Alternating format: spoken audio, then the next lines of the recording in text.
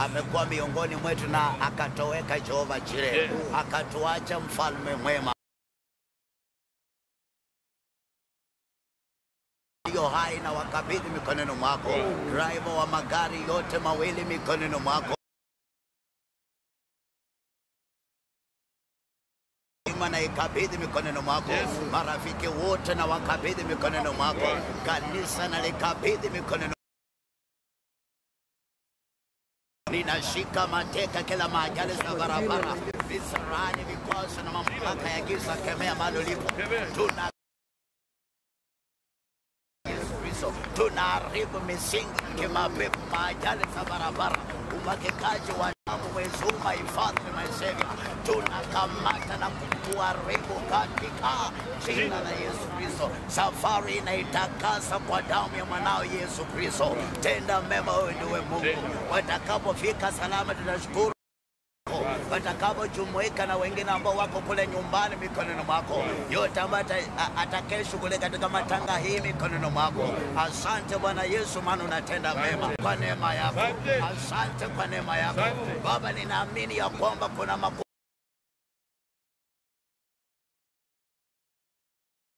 tunapoamini wote tuseme amen. Asifiwe Yesu. Awapatanishe pumzi yetu, pia tumalize vizuri. Pia tumalize vizuri. Amen, amen. Mungu awabariki sana, Mungu awatambuli. Amen, amen. Mungu awabariki sana, Mungu awatambuli.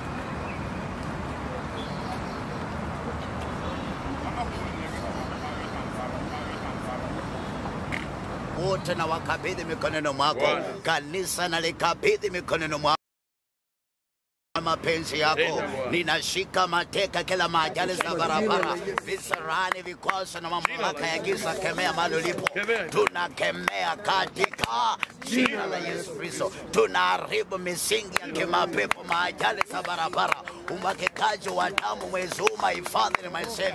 Tunakamata na kuharibu katika jina la Yesu Kristo. Safari inaitakasa kwa damu ya mwanao Yesu Kristo. Tenda mema, wewe ndiwe Mungu. Watakapofika salama tunashukuru jina lako. Watakapojumuika na wengine ambao wako kule nyumbani mikononi mwako, yote ambaye atakayeshughulika katika matanga hii mikononi mwako. Asante Bwana Yesu, maana unatenda mema. Watangulie katika kila jambo, madriver wote mikononi mwako.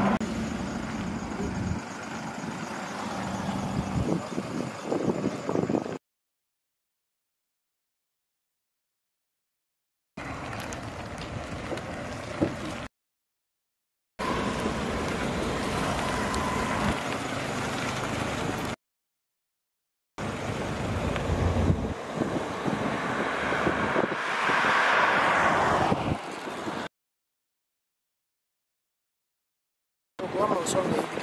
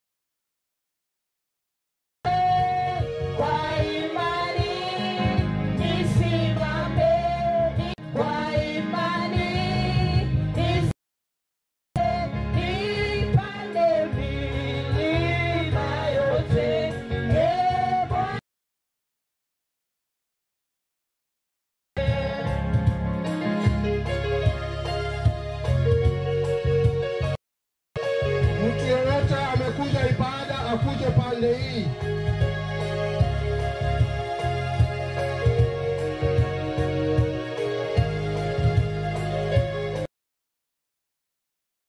Natamani nikae mahali pa yanaomba kamwe hapo wengi wanaka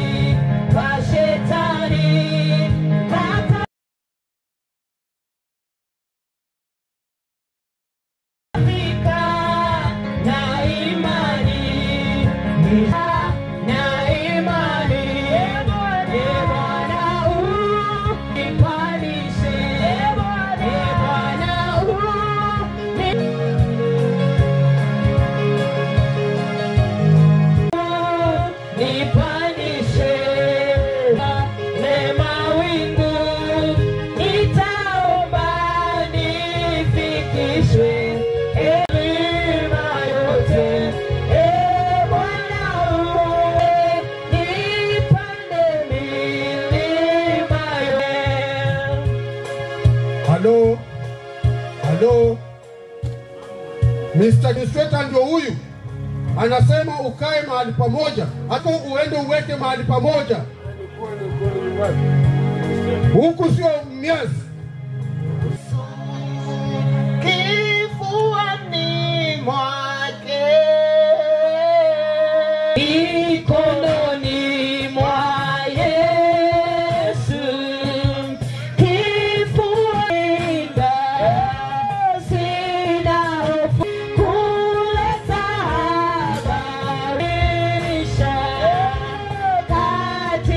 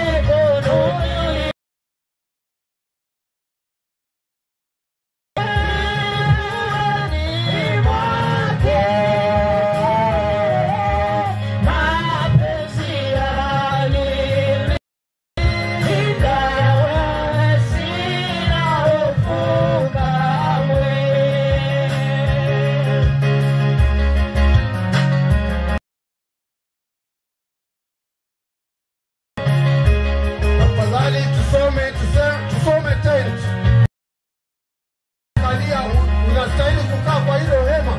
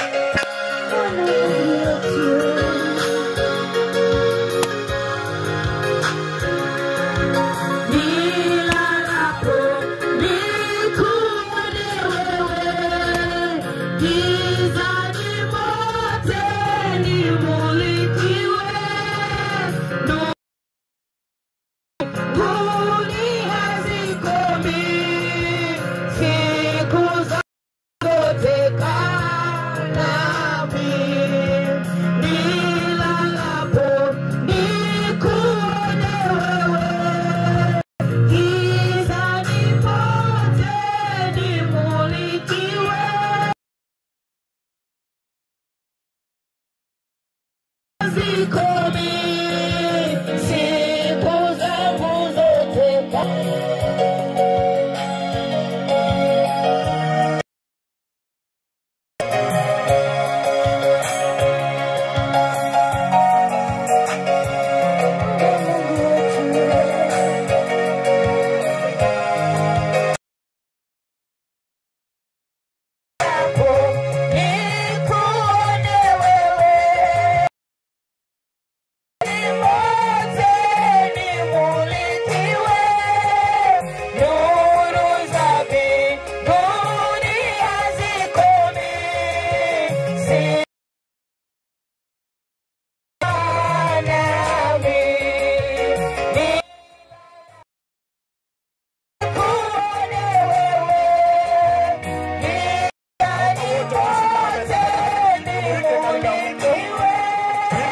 Kwa sifa na heshima kwa Mungu.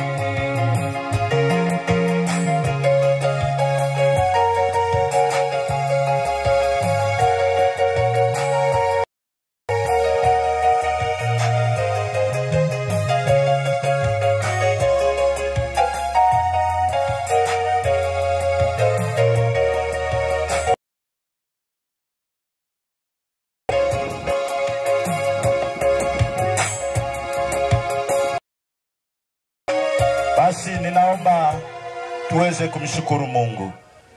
Baba wa mbinguni, wewe ndiye muumba mbingu na nchi. Katika uumbaji wa ulimwengu ulitambua hii siku ya kwamba itakuwepo. Wewe ndiye muamuzi mkuu.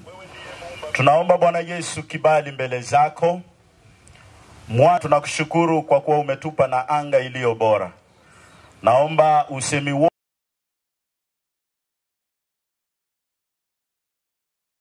katika mkutano wa leo. Wewe ndiwe Baba ninayemwabudu katika roho na kweli. Kwa jina la Yesu Kristo nimeomba. Amen. Basi ninaomba uchukue nafasi uketi.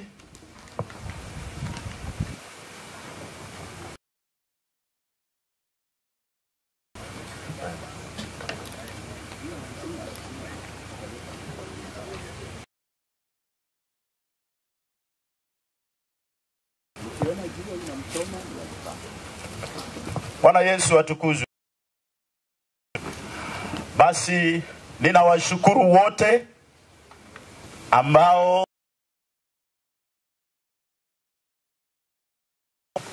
leo hii kumsindikiza mama yetu Mary Kweyu.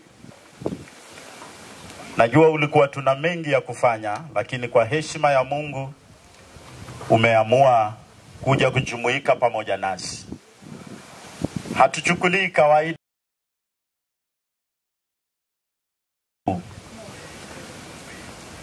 Kwa hivyo ningelipenda tuingie katika watu ambao utakuwa mchache kulingana na vile waweze kutupa kipande cha wimbo ama kiongozi kwa tu, ama kulingana na vile Mungu atamsaidia.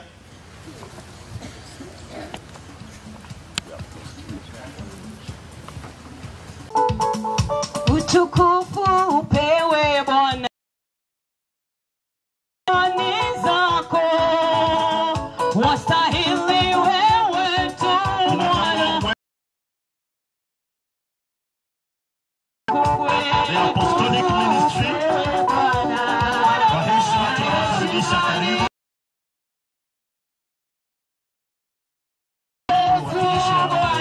Umezungukwa na sifa.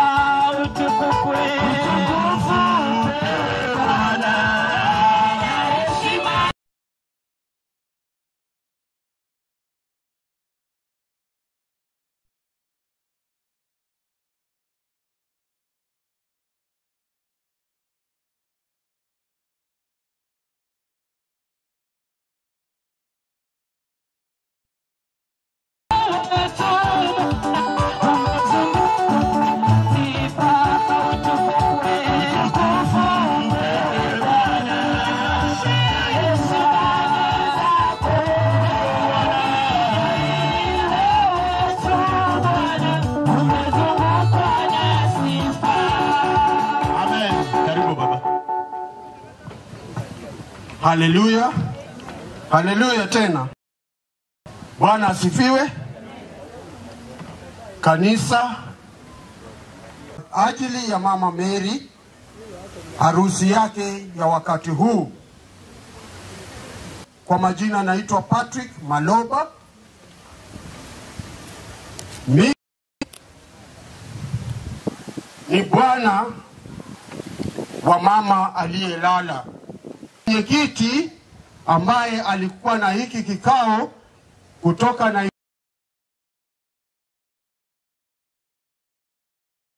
akona wakati mwingine, lakini atakuja akiwa na hajafika kwa umbali kidogo, anakuja.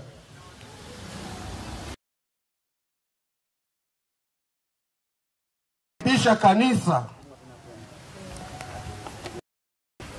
kwa hili boma la ndugu yangu Nicholas tangulia mbele za haki mwaka wa 76 kutoka Safiwe. Nashukuru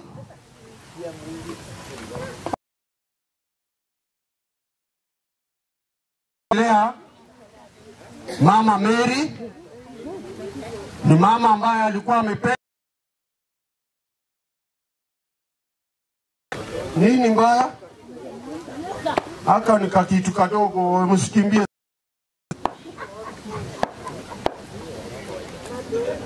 Okay, tunaendelea.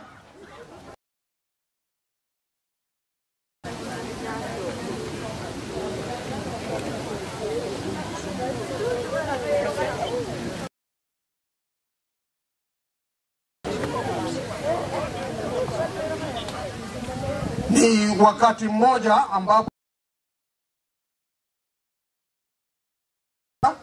kwa ajili ya Mama Mary na ugonjwa kwa muda mrefu, lakini ninampenda kusihi watoto wake wote waliokuwa Nairobi na ule alikuwa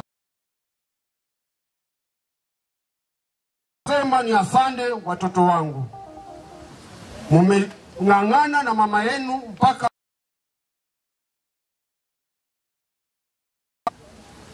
na ninaomba pia watoto wangu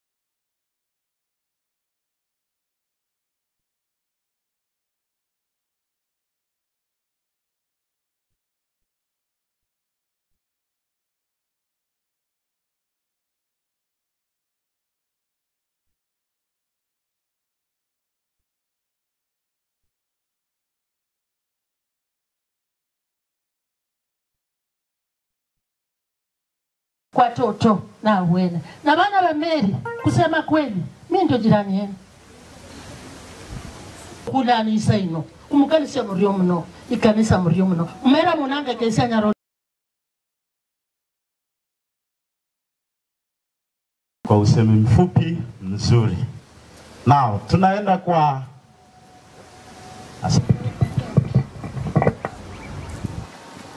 Praise God. Bwana asifiwe. Kwa majina naitwa Karen, nimeokoka. Bwana ni mwokozi wa maisha yangu.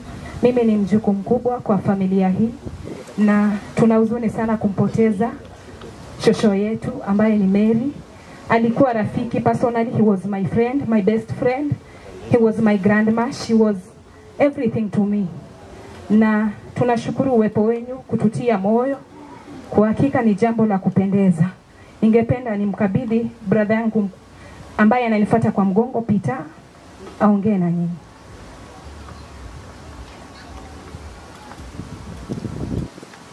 Bwana asifiwe. Bwana asifiwe tena. Amen. Kwa majina mimi naitwa Msebe Peter.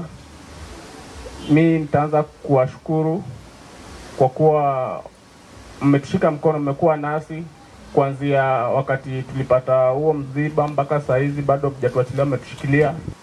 Mungu awabariki sana. Kitu mimi nitasema ni kwamba mimi nilikuwa nampenda nyanya yangu sana juu yeye ndo alikuwa mama hapa hivi. Juu yeye tangu nianze nursery mpaka nimalize form 4 amekuwa na mimi. Alikuwa anatupatia mawaidha mazuri, anatuelekeza, anatufunza jinsi ya kuishi na watu vizuri.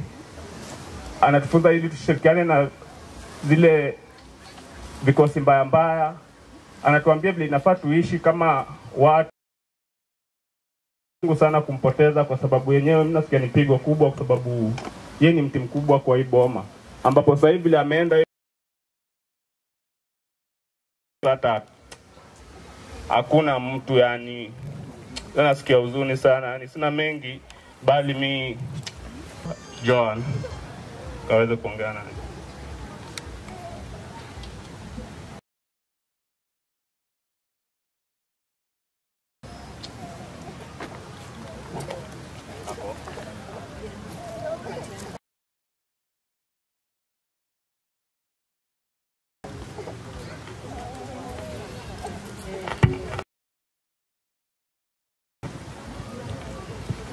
Bwana asifiwe.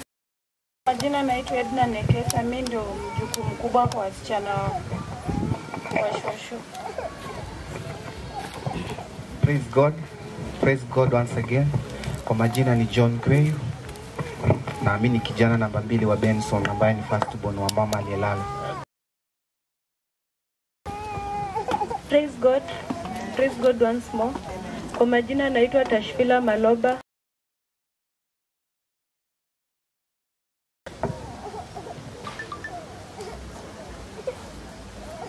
To Valeria. Friend.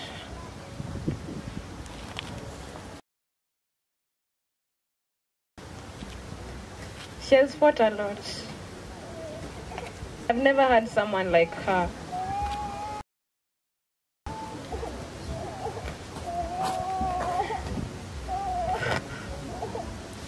We will mean Amani. Mimi ni mtoto wa Benson namba 3.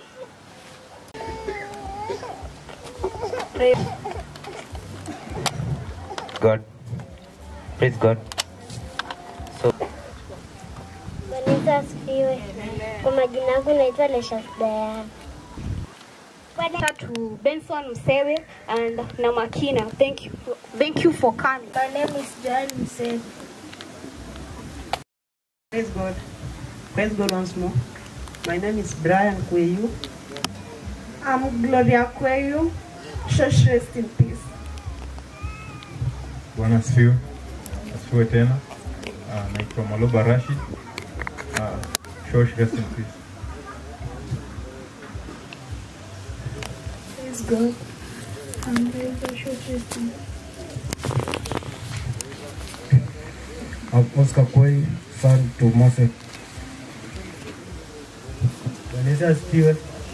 Bwana asifiwe tena. Kwa hakika mimi naitwa Kevin Kweyu. I will just need the tell us but let him rest in peace.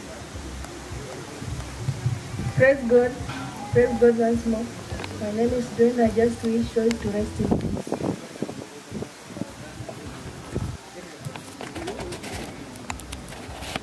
Amani ya Bwana iwe nanyi.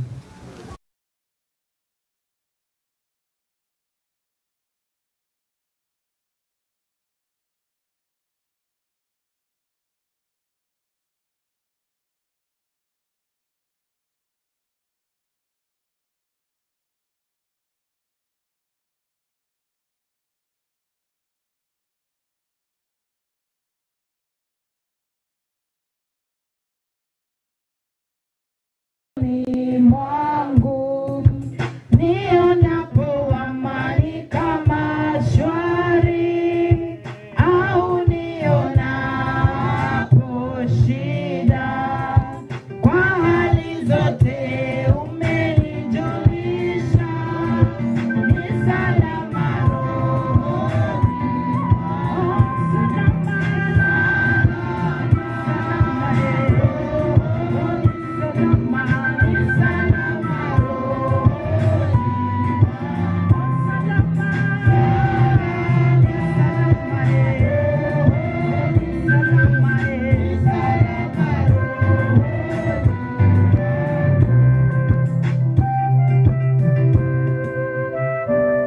Asante waimbaji, tunaendelea vizuri.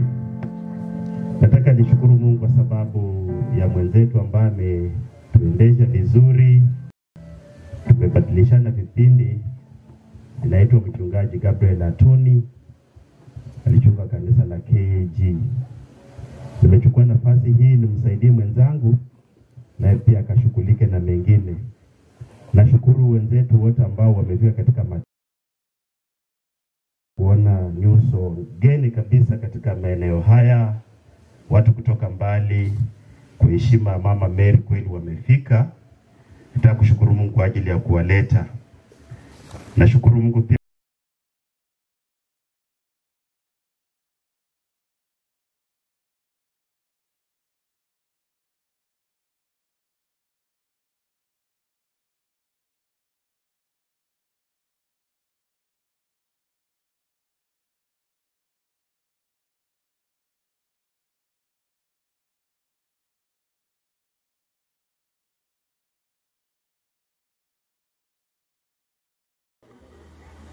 watu wakubwa, jamii kubwa hii, damu nzito hii, wapikie makofi lakini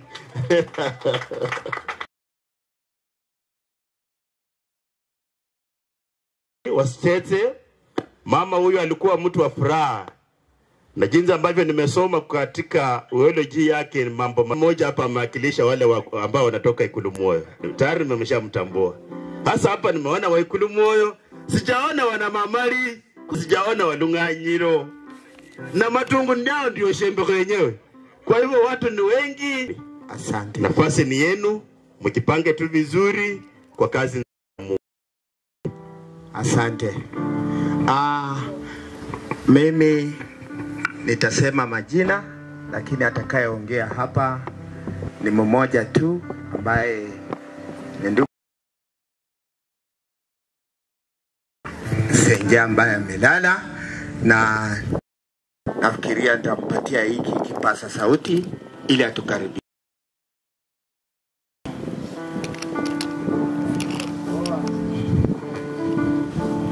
Rosafu. Bwana asifiwe.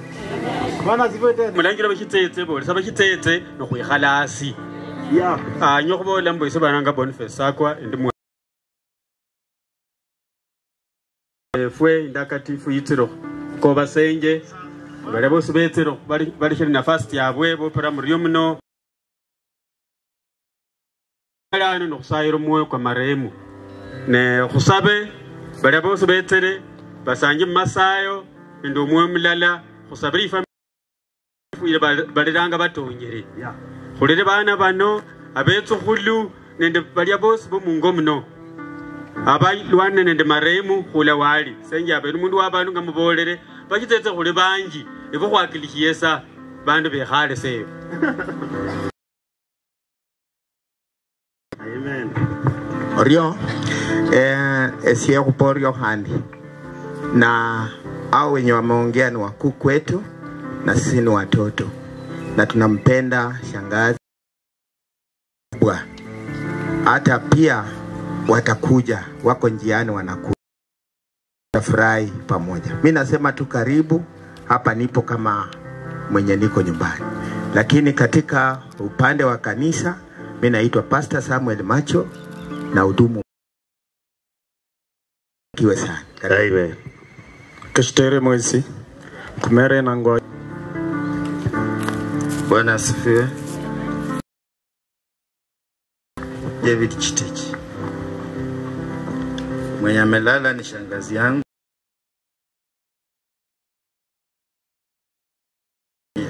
Walizaliwa wawili tu. So nimepoteza sana. Naomba kanisa pia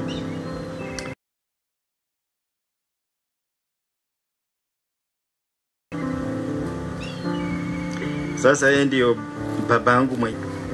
Sina baba kutoka kwa tumbo ya nyanyangu. Nimejifunza kutoka kwa shangazi yangu.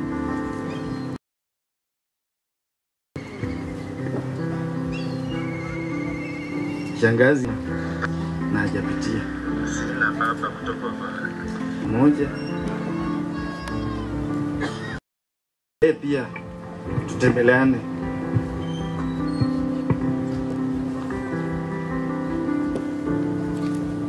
Huyu shangazi kuna kitu alikuwa anafanya na alinisaidia kwa njia moja. Sitaogopa kusema shangazi kawaida ya Washitete alikuwa anaonja tena sana na hatukuwa tunafurahia hiyo wakati. So kuna siku shangazi akakuja nyumbani, akapata mimi na mama yangu mchana tu tumekaa chini ya miti. Akatuambia tuingie kwa nyumba. Sasa sikuelewa ni nini, tulikuwa sasa watatu. Wakati tuliingia kwa nyumba, akatuambia mimi na mama yangu tuamini na tuombe. Mimi sikuamini kabisa. Sikuamini. Mama aliamini akaomba. Mimi nilikashangaa na shangazi. Ni kitambo karibu miaka ya 90. Lakini shangazi yangu ameshika ile imani mpaka saa hii, hajai backslide. Wakati aliokoka alikuja akatuambia nimemuona Bwana. So mpaka saa hii shangazi hajai rudi nyuma. Na hata mimi kuna kitu nilijifunza hapo.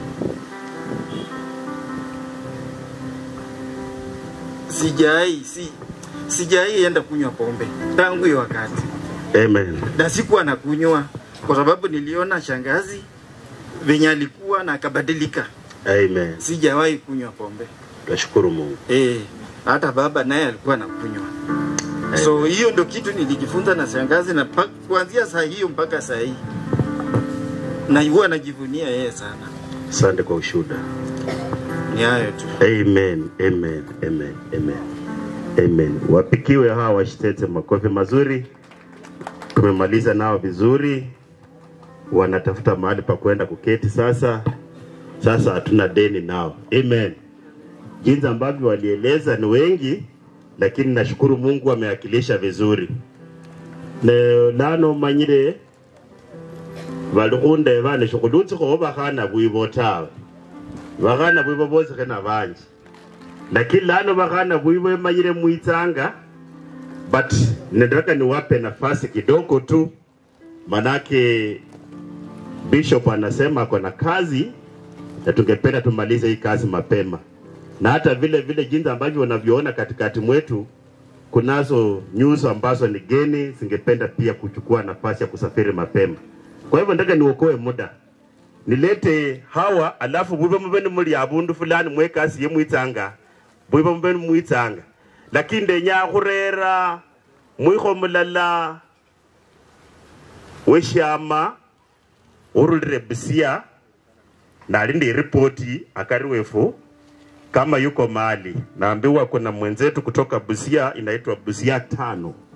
Katikati mwetu kuna mpendwa ametumwa kuwakilisha, afike hapa na wasichana wetu Bwivo wao wanajiandaa kufika hapa. Tukimaliza nitakuwa napeanisha microphone kwa watoto wa dada yetu Mary na wanakamilisha kipindi hiki. Karibu. Kanisa, familia, nataka nichukue hii fursa kusema poleni sana kwa kupoteza mama mzazi, ambapo ni jambo nzito sana kwa familia. Mimi nikisimama hapa, kwa majina naitwa Samuel Wanjala Ongoma. Natoka Busia na Mbale. Huyu Rose ni mwanachama wetu wa Busia nyumba 5. Na yeye ndiye amefanya tumefika hapa kwa ajili ya kumuomboleza mama mzazi. So kama sijaongea mengi sana, sijatembea peke yangu, nimetembea na mwenyekiti wetu, nitamwalika kuja aseme kidogo.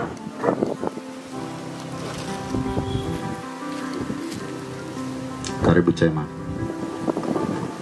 Kanisa, waombolezaji wote ambao wamejumuika mahali hapa kwa ajili ya mama, hamjambo. Rose, utasonga hapa. Kwa vile umesikia, mimi naitwa Fano Leundo.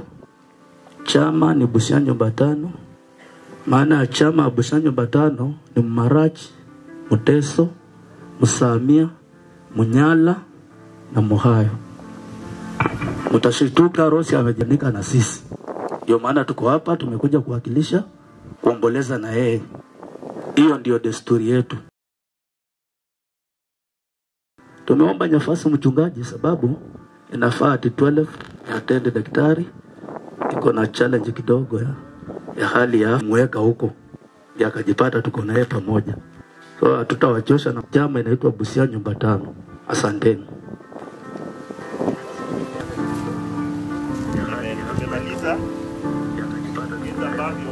Minanga unayakilishie Bwivo. Bwivo? Taji ukimaliza kazi utavalishwa taji. Meri maliza kazi mbahalanga bahana Bwivo ni mshiri mwihale bae. Bwana asifiwe. Asifiwe.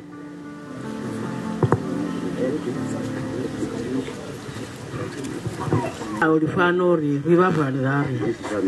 Bwana asifiwe. Bwana sininyemelano ufiro ni mbasi yanji. Bwana asifiwe. Yese ananga nevukira nani mukholeranga ngayenya. Bwana asifiwe. Nani mbukula mwana efu wambisha bundanda hii bamulekira ule makosa nangwa kaudenza nyaroto.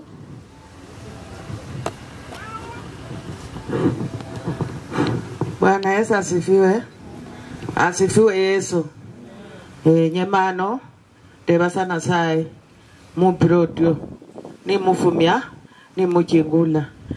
Kanisa abego abeza lo kusikha Bwivo muibukshese kumirembe kya Bwivo. Ndeba sana sai lukali umukhana amubona awoti noli kunjira khulya ata wekomba fwana we indore moshi no chenda nula Bwivo yenyo menyao yenyoko nao abolo wao tsiaina mwana wefu nyanga inolele okulala mali bakupe ko imba Bwivo no musanga fulukali mudala lya amenyeremo alala ndebana bae ndeba salukali mwana Bwivo mungo Benson nasaye amufunike aba Kristo musabiro mwana utonyere mudala munoyo abero mwana yaranyina standard yekulu nula munzu abwibo na abana niba kutenda nibwibo ekhali so abola khole chilebe bana bakhola no low wow ndo msangafu kupira na saya uri obukule bwibo mwena abanyire wala mura sabambo amura abunde alai bwibo no mwana wefu bwibulwa naye kwakhula naye bwibo yali ko imberi wanje siendale ko inyuma niko sako owulira mwami Yesu kasya nimenyere port Victoria ndulanga enzajendera bwibo natya mu hospital yambo natya Jumatatu nukumosi kwali kukubi. Amen. Bwana sifiwe. Sasa wenye wamesalia tunaomba waseme tu majina na tuokoe muda. Tunaeleza mengi. Bwibo alikuwa msichana wa kipekee na kila ukianza kueleza story inakuwa tamu. Vila lyanje neshika udenji ukula.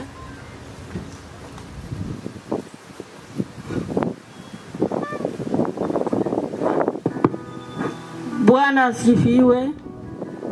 Kanisa, watumishi wa Mungu wote, na wasalimu kwa jina la Yesu. Bwana asifiwe. Mimi ni dada ya Mary. Tuwezi ongea mengi, tukiongea mengi tutamaliza wakati. Mtoto wetu huyu ni mtoto mpendwa. Mimi niko nyuma yake na amenipenda kuliko. Kwa majina Marceline Wensonga kutoka Koyondo. Mbarikiwe. Amen. Tuseme tu jina wapendwa, tuokoe muda. Kanisa na waombolezaji wote amjambo. Mimi kwa majina naitwa Phyllis Obanda Chukuku. Amen. Mimi tulikuja siku moja na Mary Ogola tukaolewa hapa na hapa.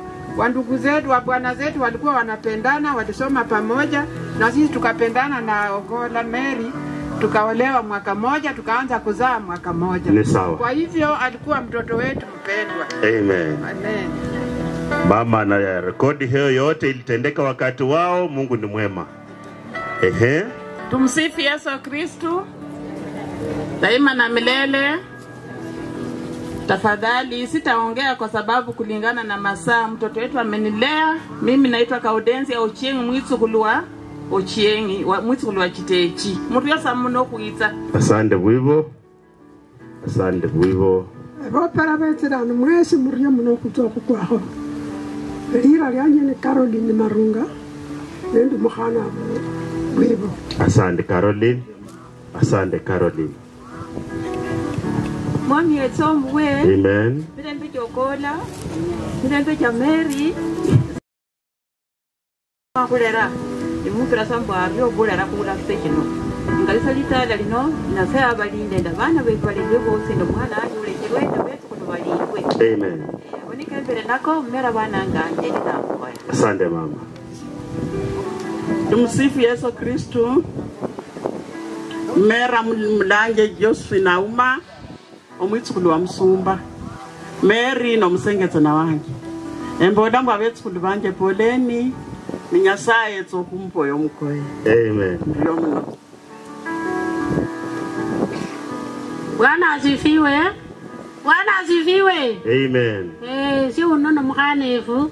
Ira lyangu nangwa Christine Angela tumwitsukulwa Malala. Lakini yakole aterenga na kulola. Naati kulola Marunga paka yeteko. Yandora kubutse nae tereshirwo kuriye. Tabero mwitsanjo kungonya. Amen. Nyasa mlisha bundalai. Handi kusabira bana bebe babengo kole abere bamanye bangina mwana bana bokola mbara muuliranga mbegu ambayo mama amepanda. Watu wanauliza kwamba iendelee. Bwana asifiwe. Amen. Asiwe tena.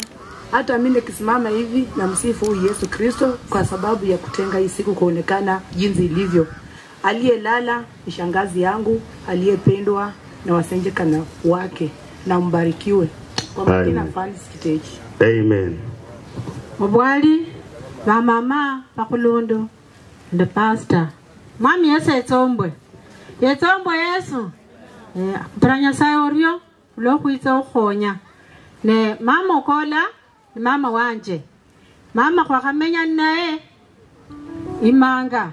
Mama yakamenya imanga myake mingi nokuli naye ne branya sayorio abana befu abatonyere nemuchama kukhorera alala mukutire mba mundire mwese mmanye shinga kufwana mwami yese etsombwe mera Kristina tiene mngoni nerula imanga Orio Mwibo. Asante.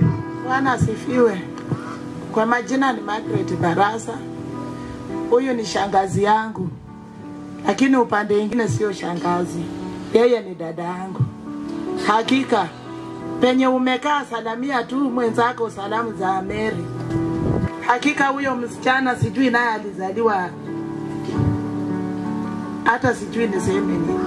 Penye umekaa ati utalala. Bwana asifiwe. Kweli nimekaa na shangazi. Shangazi hika ninaomba watoto wa shangazi kwenye shangazi amewacha. Mimi sijawahi sikia jambo mbaya kwao.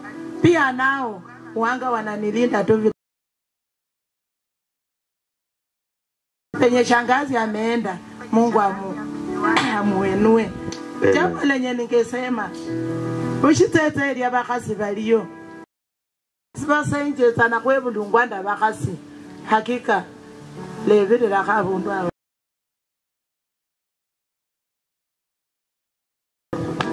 Aurio mno Mwibo wakati ya bulai na Mwibo ni watu wazuri. Amen. Kwa sababu ni watu wazuri, tutasikiliza jinsi ambavyo wamesema. Hata wale ambao wamekaa nje pia wamesikia dada yetu wamelala wamerudi. Lakini nataka nichukue nafasi hii basi nitambue uwepo wa wachungaji wetu wa mchungaji Mjihizi nyumbani.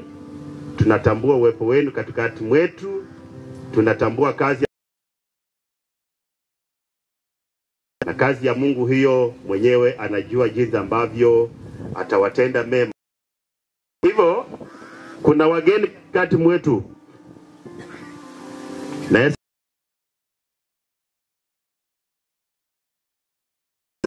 Naweza kuona wageni wametoka Mala, Shanda, Mnami, lakini niruhusu kwa nafasi hii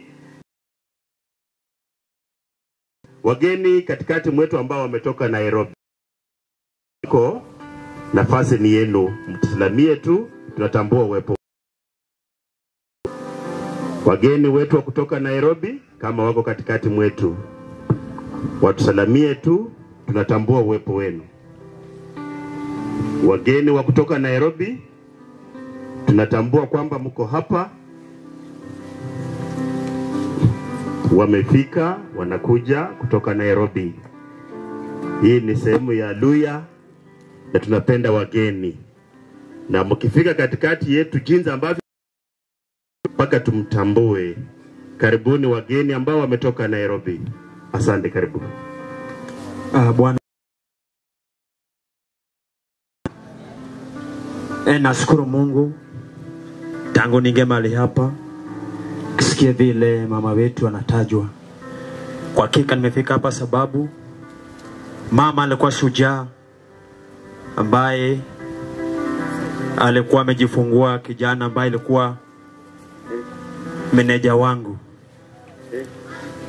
Ndiposa nimefika mali hapa jinsi vile tukene kazini. Ni vile nikisikia vile mama anatajwa hapa ni vile tu hata meneja wangu pia huwa ni hivyo ndio huwa anakaa tunakane kule Nairobi. Kwa hivyo kwa hakika tumepoteza mama supavu jinsi vile inasemekana, sababu ni kitu ambayo inaonekana. Na sitaongea zaidi. Kwa majina naitwa Bomano Mondo Nyango. Nimezaliwa kule Oyugis, Homa Bay County.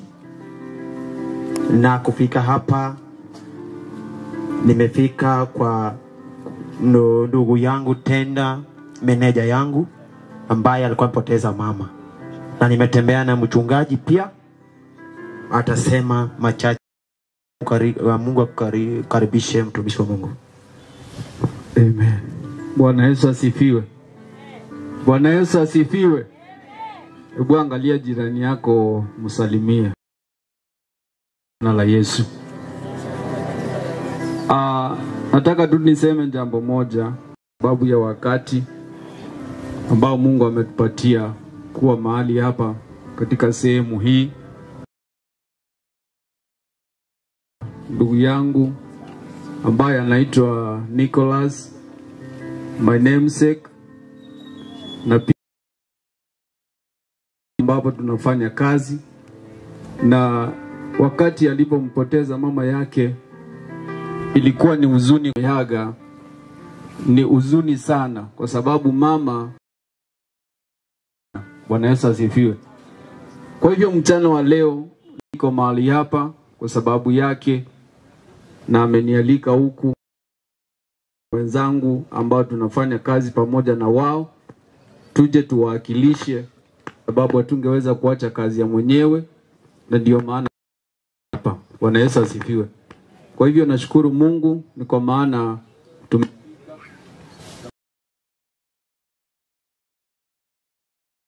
kwa majina naitwa Nicholas Wangangi. Nimezaliwa sehemu za Ukambani, mahali kunaitwa Kitui.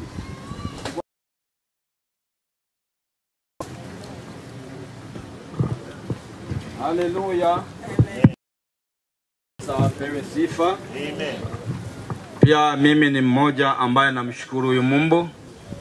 Ameweza kuwa mwema na mtakatifu katika maisha ya kila mmoja.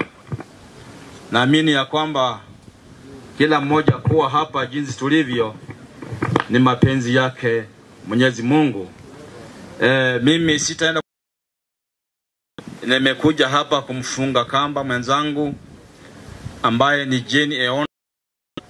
Tunafanya kazi pamoja na yeye, na wakati ambapo nimesikia amepata mshiba, nikaona tafadhali wacha nikachukua safari hii na nafasi hii. Jenny ameweza kufanya kazi ngumu sana. Tukiwa pale kazini ameweza kulia na kuhangaika na kutafuta vile mama yake anaweza pata nafuu. Kama kwa kweli Mungu kama angelikuwa anasikia maombi ya watu, na mimi najua anasikia, hakika kama ni angeweza kuaga dunia, kwa sababu ya nguvu na bidii alikuwa naye pamoja na dada zake wengine. Kwa majina mimi naitwa Mr. Barton Saiga, natoka sehemu za kule Chepsonoi, Nandi, na Mungu apate kuwabariki sana. Asanteni. Amen. Haleluya. Majina yangu naitwa Pastor Anthony Mkoshi, nimeokoka. Yesu ni Bwana. Nataka niende kwa ufupi kwa sababu ya muda. Na hudumu kwa kanisa la Glorious Evangelistic Mission Church, na tunafanya kazi ya Mungu kule.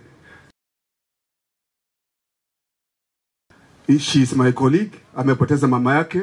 Kwa hivyo tumesafiri tukasema ya kwamba tuje huku pia tumwambie pole. Sababu mahali watu wanalia pia nasema ya piga mahali pale tu waliwaze. Kwa hivyo tumefika, nasema ya kwamba poleni jamii, wale ambao mmefiwa, Mungu awatie nguvu na watende mema. Mungu awabariki. Amen. Yesu asifiwe. Haleluya. Majina yangu ni John Deritu. Nashukuru Mungu kwa kunijalia na kunikirimia neema ya kujiunga pamoja kwa minajili ya kumzindikisha mama. Nimekuwa mama kwa muda, kwa hivyo nimemuelewa ni mtu aina gani, kwa sababu nimekuwa mchungaji wa Jen na mchungaji wake Roselyn, na pamoja na wajukuu kadha wa kadha wa mama, na nikasema leo angalau tuje tumzindikishe mama kwa na nderemo, kwa sababu ya ucheshi wake, uzuri na moyo wa upendo aliokuwa nao. Kwa hivyo kwa sababu ya muda niruhusu niwachie hapo. Bwana wabariki sana. Amen. Naitwa Teresia. Mimi ni colleague na tumekuja kuomboleza na familia, and we are very sorry. At this difficult moment, we know it is not easy for the family, especially for the children, because tumeona kina Rose, Caroline wamejaribu yao yote kuona mama yao atapata nafuu, lakini ni njia kila mmoja yetu tu ni kujiuliza siku ya leo tunapopumzisha mama yetu, na sisi siku zetu zitakapofika mioyo yetu itaelekea wapi. Hivyo langu tu ni kwa marafiki, jamii, majirani na watoto wajukuu wa familia, ni kuwaambia tu pole zetu, Mungu awafariji. Amen. Asante. Bwana asifiwe. Kwa majina naitwa Miriam. Namshukuru Mungu kwa nafasi hii. Mama amekuwa mama mwaminifu wa upendo. Ameonyesha mfano mwema na nashukuru sana watoto wake wamekuwa wa upendo na wamefanya hata ninaona ameleta watu wengi kwa hii boma na namuombea mema, malaika wa bingu wamuambatie, wamkumbatie, wamweke mahali pema. Bwana asifiwe. Ni kazi ya Mungu, alipanda wacha avune. Bwana asifiwe. Mungu wa amani awabariki. Praise God. Praise God again. Na tunaomba Mwenyezi Mungu. Niko hapa kwa niaba ya Jipange Women Group. Amen. Tunaendelea vizuri, tuseme tu majina. Bwana asifiwe. Bwana Yesu asifiwe. Wamesema tuseme majina, lakini mimi ni adopted daughter wa hii family. Caro and Mary, all the family, wale wote wako huko. Bwana asifiwe. Ni vizuri watu tulienda shule because they are coming here like 5 groups of you. Ikiwa kila mtu atakuwa disobedient, hatutamaliza. Na kitu kingine kinakuanga wageni wetu kutoka mbali hivi, mkimaliza kuongea mnachukuliwa na mnaondoka, mnatoaje. So save other people's time also. Sema colleague wa Mkwana, tumekuja kusema pole. Mimi ni Margaret Atieno, colleague wa John, tumekuja kusema pole. Amen. Sara Shivega, rafiki wa watoto wa hapa. Tumsifu Yesu Kristo. Ebi Muhonja, rafiki ya Rosaria. Tunasema pole. Amen. Bwana asifiwe. Amen. Kwa majina ni Maria Navalia, rafiki wa mbarikiwe. Amen. Mungu ni mwema kila wakati. Kwa majina ni Jackie Khayanje, rafiki wa Rose na Valerie. Mungu awashikilie. Amen. Bwana Yesu asifiwe. Kwa majina na Agostino Murunga. Mary ni dada yetu, dada yangu. Mama ni shangazi yake. Mama yangu ni mama ya Mary ni shangazi yake. Aya. Ametoka Eldoret. Ametoka Eldoret huyo. Amekuja nasi. Bwana Yesu asifiwe. Amen. Mimi naitwa Violet Libese, rafiki wa jamii. Mbarikiwe. Karibu rafiki yetu. Mungu ni mwema Kila wakati. kila wakati. Mungu ni mwema. Rafiki ya Bwana Yesu asifiwe. Kwa majina ni Nora Nyongesa, rafiki ya Faiza ambaye alipoteza shangazi yake. Tunakaa pamoja. Nasema pole kwa familia. Amen. Amen. Bwana Yesu asifiwe. Amen. Asifiwe. Pastor Fancy kutoka Nairobi. Nimekuja hapa kwa ajili ya Faiza. Mungu acha watie nguvu, mbarikiwe. Amen.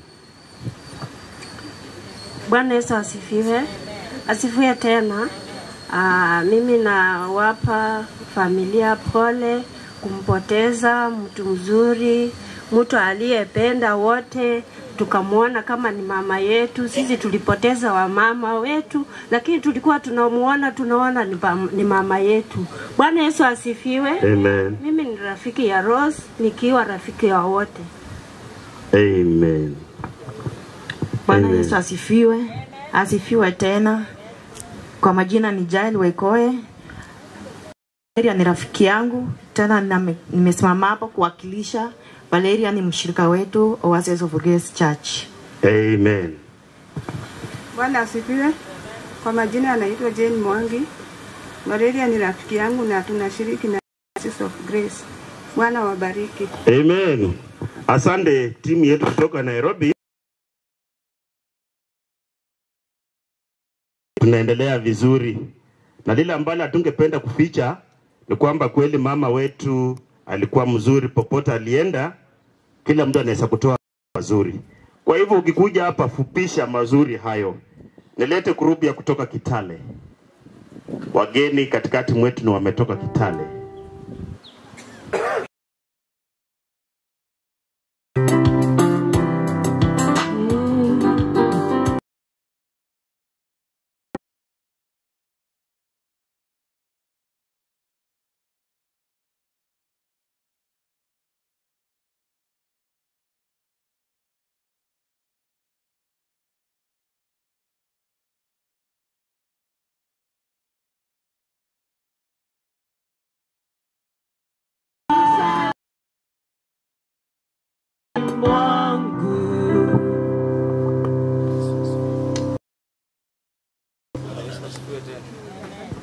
Haleluya.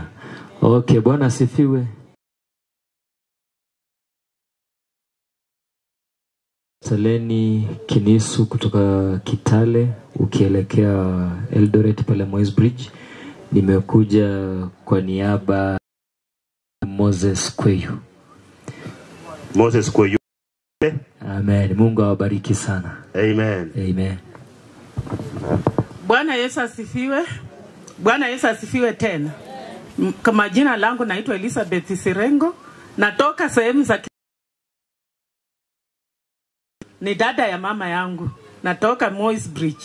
Hayo tumebarikiwe. Asante wageni kutoka Kitale, mmefuata mtindo mzuri baada kulei wale wa Nairobi Kulei Foundation. Sasa tunaenda vizuri sana. Amen. Sasa nataka wageni wetu kutoka Mumias. Wageni ni marafiki wa watoto wa boma hili, marafiki wa mama, na wanakaa Mumias na wamefika hapa. Shetani hatari itajipa moyo kwani ameona unyonge wangu, amekufa kwa roho ingawa shetani. Amen. Sasa unajua Mumias ni kubwa. Mumias ni kubwa, lakini mgeni ametoka huko. Wacha tusalimie.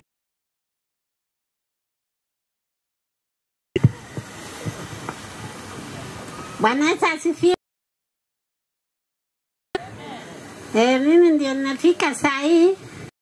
Hiyo Ogola alikuwa mtoto wa mjomba. Kuko mama yangu alikuwa sangasi yake. Alikuwa sangasi huko. Kwa hivyo na kwangu na Mbale nasema mpaka nifike kwa matanga ya Nyaroto. Kwetu ni Manga, kwangu makao na Mbale. Asanteni sana, nimechelewa lakini nimepata dada yangu ambao nilikuwa naye. Amen. Mama Mary, jinsi ambavyo nime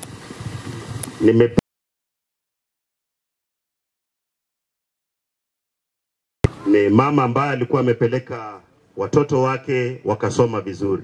Amen. Na nikianza kusema kwamba yule ambaye alisoma na Moses Odhiambo akuja alisoma na watoto wa mama Mary. Si mko hapa? Si mnaweza wewe tu mahali ambapo mko kwamba pia mmewakilishwa. Mahali ambapo mko nafikiria mnaona ndugu zetu, naona Sudi Mtola ako hapa, anainua mkono anasema alisoma nanyu. Nimeambiwa kuna wenzetu walisoma na wenzetu wa hapa St. Peter's Boys Mumias. Wako hapa? Wawevu tu kwa sababu ya nafasi, tutaongea mengi siku nyingine. Nataka kuandaa hawa watu basi kama wako katikati mwetu ya kwamba watoto wasichana watakuwa wa mwisho ama watakuwa wa kwanza kuongea, mtapangana na wavulana pia wa mama Mary. Hii group inapomaliza watoto wa mama Mary mjipange. Ni kama wewe unaweza kusema ya nimetembea na wangu na hako hapa awevu. Na tutampa nafasi hata neno moja aseme kwa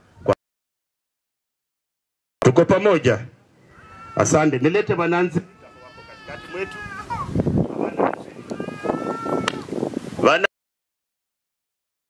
Bananziri. Karibuni Bananziri.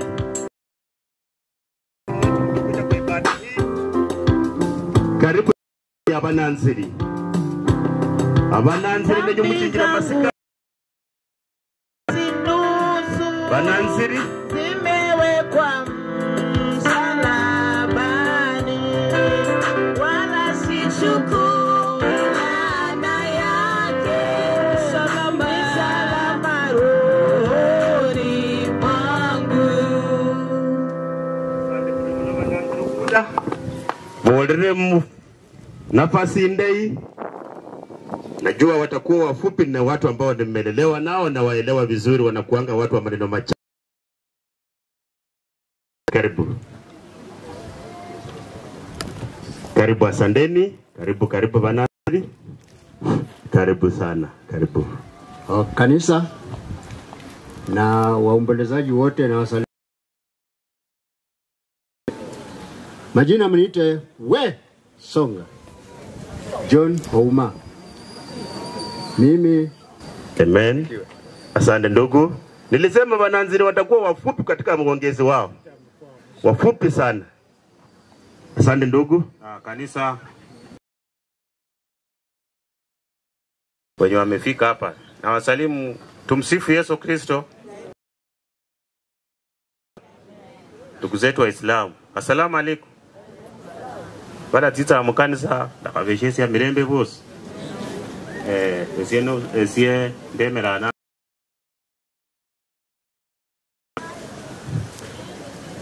Papa wanje niye umwana wa Khataru, bana basiani munzu ya mama unali moyo. Uko nele uno ni mulami yanje.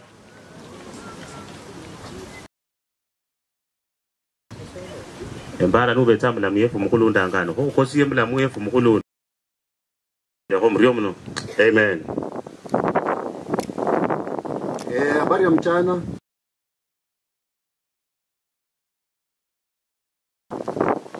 Mimi nasema tu pole kwa boma.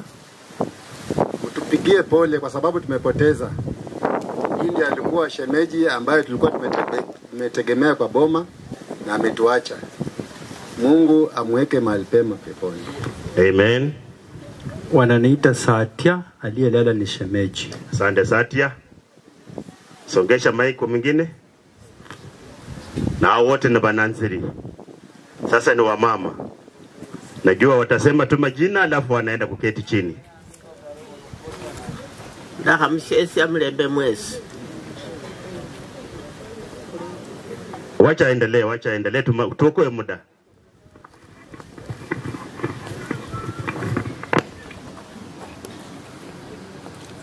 Ndahamshesi amlembe mwezi. Mlembe khana.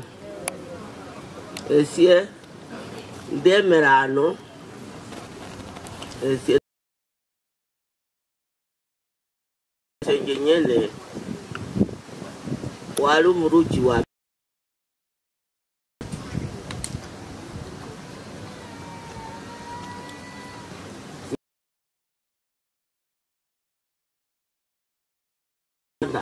ngolo la betsa ngundola sana nalo ndawo la sabatile akusirwa mwisho kwene simchama fesi kwabe kwa mchama sana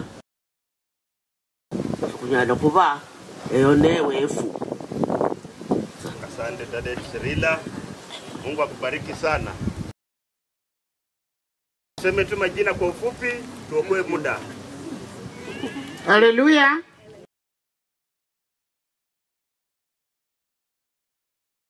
Ne Ana Adhiambo Eondo. Asante. Kumerako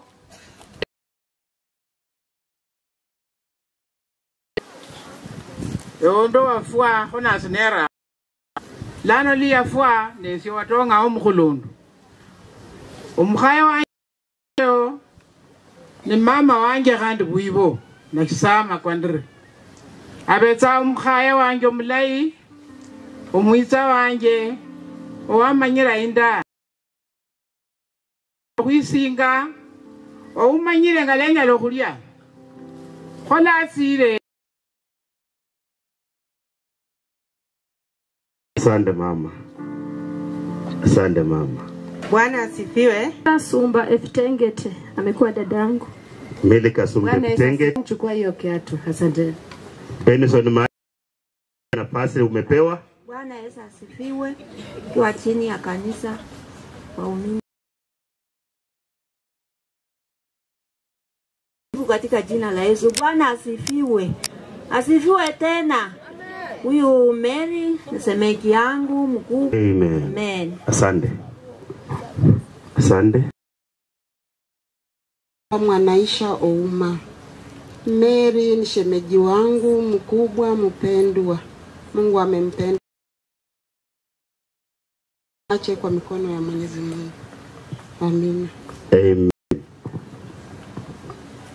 Tumsifu Yesu Kristo.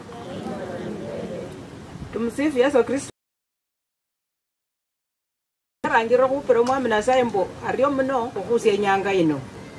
Ariyo mno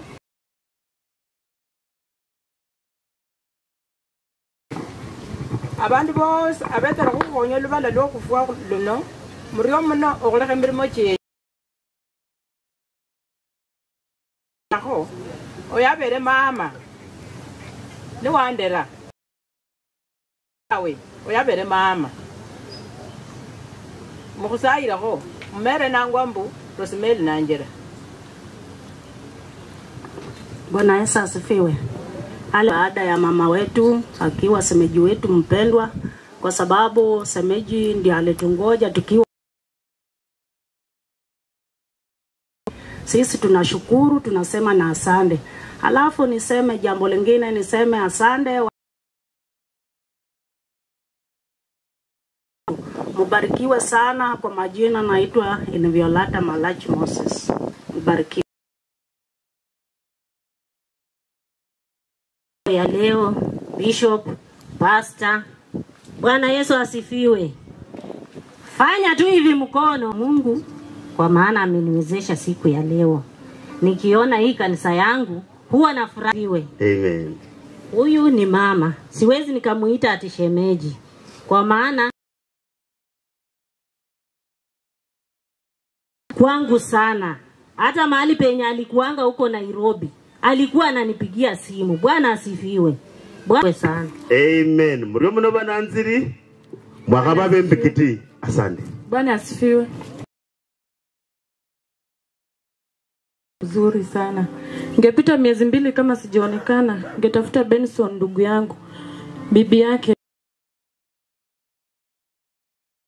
ni kwenyewe hajajua sijafika. Mama palumeenda tutafutie tengenezee pakue pazuri na Mungu amweke patroni pema. Halo kubola ho. Mushiri. Asante. Bwana asifiwe. Asifiwe. Naitwa Patrick Maloba, mwenyekiti wa Nairobi. Na wenzangu wenye nilikuwa naona Nairobi, kuhakikisha hii mwili ifike hapa. Hata ongea, lakini tusimame wenye tulikuwa nao Nairobi, hata watoto wangu msimame.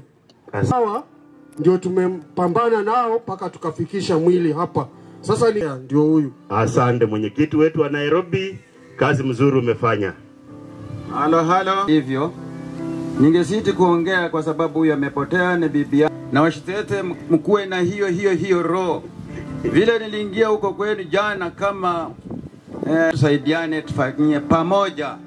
Mungu ndiye amepanga kuikuwe hivi. Mama sasa bibi yangu ameenda, nimebaki hapa kwa boma kama baba. Muwe na umoja, amani na upendo. Sitaongea, lakini Mungu Simon eondo kweyu. Asante Simon. Asanteni. Pande naitwa Kamasha. Asante. Nataka kusimamisha wenye tulikuwa naye, kwa maana mimi ndio nilikuwa Alafu tuende tuketi chini.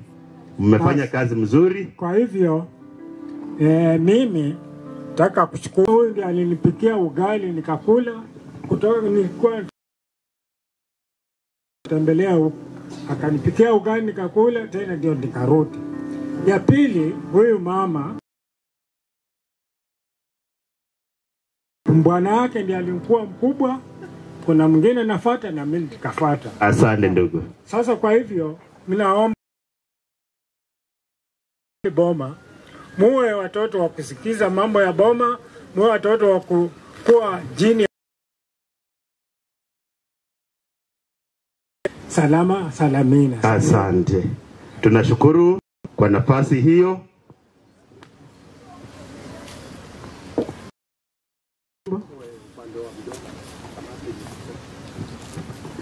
Kanisa takatifu, wageni kutoka na wageni wenye boma. Bwana Yesu asifiwe. Amen. Asifiwe tena. Kwa majina naitwa Bonivenja Netia Chiundu. Vile nimesimama hapa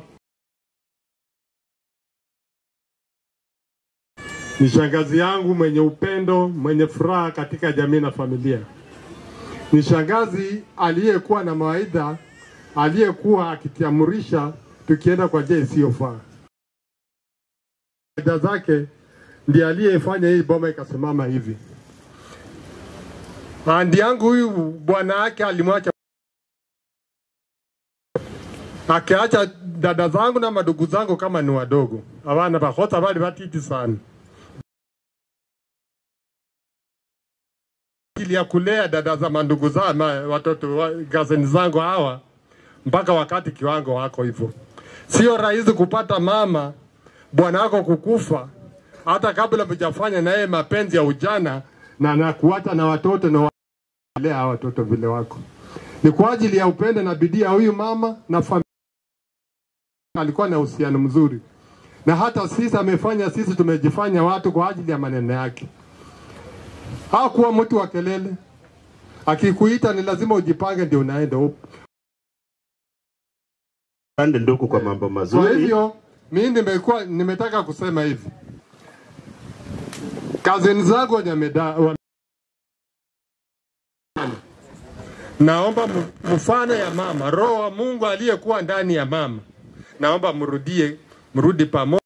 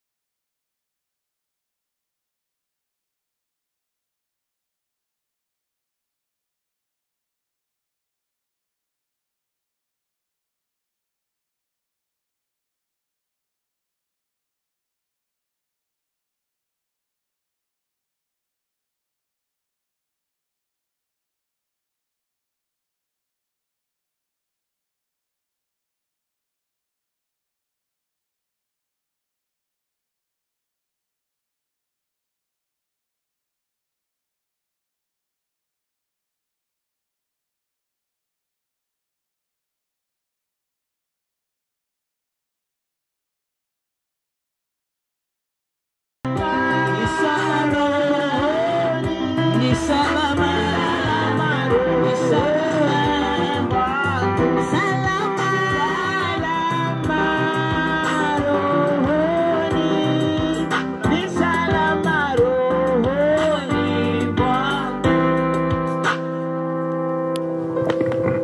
Abakwebo olere. Nene bano. Karibu Bwana Yesu bakwe. asifiwe. Tumsifu Yesu Kristo daima na milele. Kwa hivyo nachukua hii nafasi ya kumshukuru Mungu. Mungu amekuwa mwema, amekuwa kiongozi. Tunasema asante kwa uhai na ulinzi wake. Kwa hivyo mimi ndio nilioa msichana mkubwa ambaye anaitwa Rosi. Hata mimi mwenyewe kwa majina naitwa Rosi Wanyama, na niko hapa na wenzangu ambaye semeji wa Rosi. Bwana asifiwe. Asifiwe Mwokozi. Kwa majina naitwa Joyce Wakoli. Bwana asifiwe. Tusalamiane salamu za mama za mwisho. Amen. Mimi ninaitwa Alice Kakai. Rosi akiwa semeji wangu. Mimi hatuna teni katika hii boma. Chinyombe cha bakwese niyo cha bakwa Rosi. Huyu mama alikuwa mama. Ilifanya mimi nikatoka Tongaren mbio sana nikienda Nairobi. Mama alitupenda na akatupatia Rosi. Ni msichana wa wasichana, anatulea. Hata akikuona anasema mlamwa fuani Loriena. Inguwa inaisaifa atawe. Lakini Rosi ninasema pole. Tuko na watoto wetu hapa. Hata ndugu wetu tumetembea na yeye. Yeye anaishi sehemu ya Uganda. Amekuja kulia mama.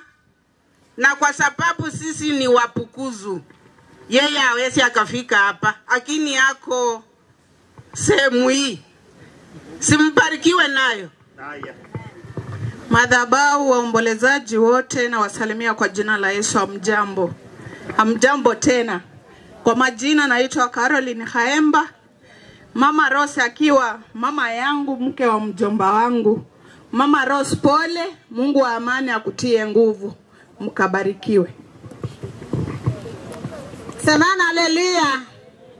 Mimi jina yangu naita Morris Rose. Mimi nakimbilia ango yangu ndio Rose. Mimi na wasikia Kiswahili yangu ya Uganda fanana na ya pande hii. Lakini mimi nafurahia namna nyinyi nafanya mkono yenu. Mkono yenu naenda kama nasindikiza mgole. Sisi naita aruti. Lakini mimi kufika pande na furaha tu. Sio kusema nasindikiza matanga. Lakini mimi nafurahi sana. Mimi natoka Uganda. Lakini nafurahi na yote. Asante kukaribisha.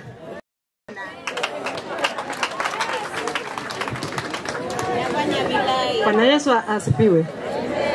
Bwana Yesu asifiwe tena. Kwa majina naitwa Evelyn Nandecha. Sisi tumefika hapa, tulichukua hapa msichana. Msichana wetu, kijana wetu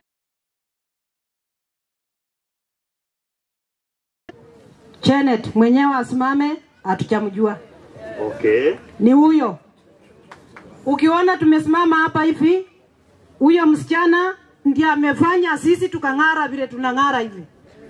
Na tunamupenda sana, ambapo uchungu ya mama naye inafanya tumehusunika wote kwa sababu mama ametuacha. Kwa hivyo tunasema tu pole watu kutoka kwa kina msichana wetu huyu, simameni na mwevu.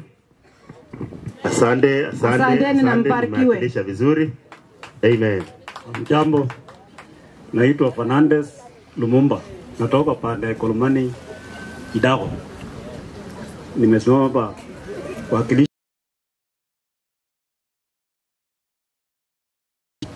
Asante. Bwana asifiwe. Mimi nasema hivyo hata sikutania. Mama amekufa nikiwa nchi nyingine tofauti, lakini nilijaribu kuhudhuria matanga ya mama. Huyu mama alikuwa mtu mzuri. Sasa ni huyu ambaye ameongea hapa. Okay. Yule msichana ambaye umesikia hapa, sisi ndio tulikuwa tumechukua. Ni watu wa Ikolomani. Asante watu wa Ikolomani. Ndio Mosali. Asante. Sana. Asante kwa hiyo heshima watu wa Ikolomani. Ninatangaza ya kwamba katikati mwetu kuna wageni wametoka mbali, lakini wenyeji wamekatalia viti. Nikisema wenyeji, Mbembolanga ya Umulwa na mama nebakwebe fubemere yakusabanga woba noli pe. Asante.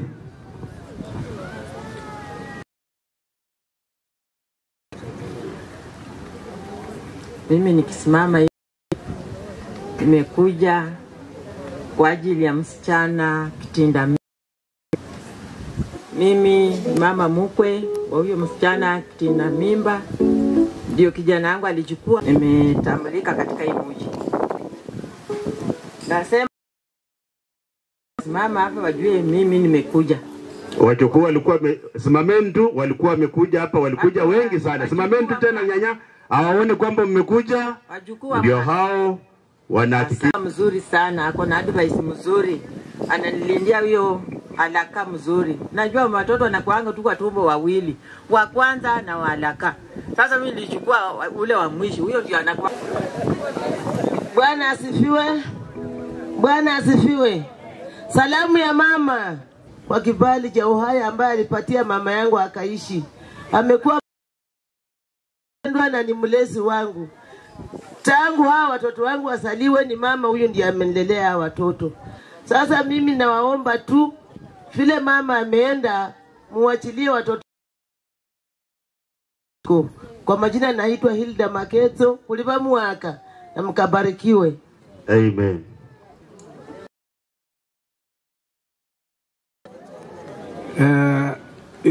Ezi anenda kete matika ka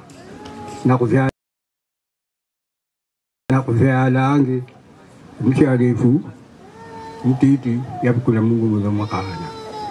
Ho ipo kupinga tawe. Kwa majina naitwa Francis Makundo, ulelwanika. Yes, Bwana Yesu asifiwe.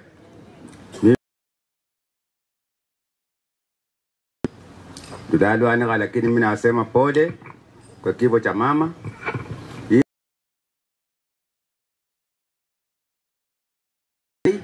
Akanilinda, akaniweka hai, akanisevula na nguvu. Ni asante sana kwa nyinyi kulinda na kukaa. Na mimi nasema tu kwa sababu yeye ndiye alikuwa analinda hii watoto. Tafadhali ambaye tumetoa hapa akuje nyumbani na atengeneze poma yake, kwa sababu ni jirani wao ni nani. Asanteni. Asante. Asante, tunatambua wote keti wakilisho mheshimiwa. Toka Lwanika, mwamuke muepu mikono. Wale wamefuata mwenzenu. Lwanika ndio hao wanawevu. Asante, tunawatambua. Asante kwa kila mgeni ambaye ameingia, tunatambua uwepo wako. Heshima yote tumekupa.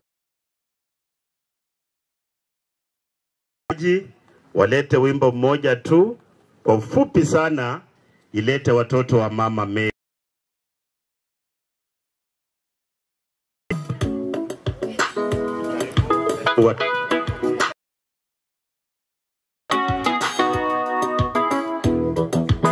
Karibu watoto wa mama.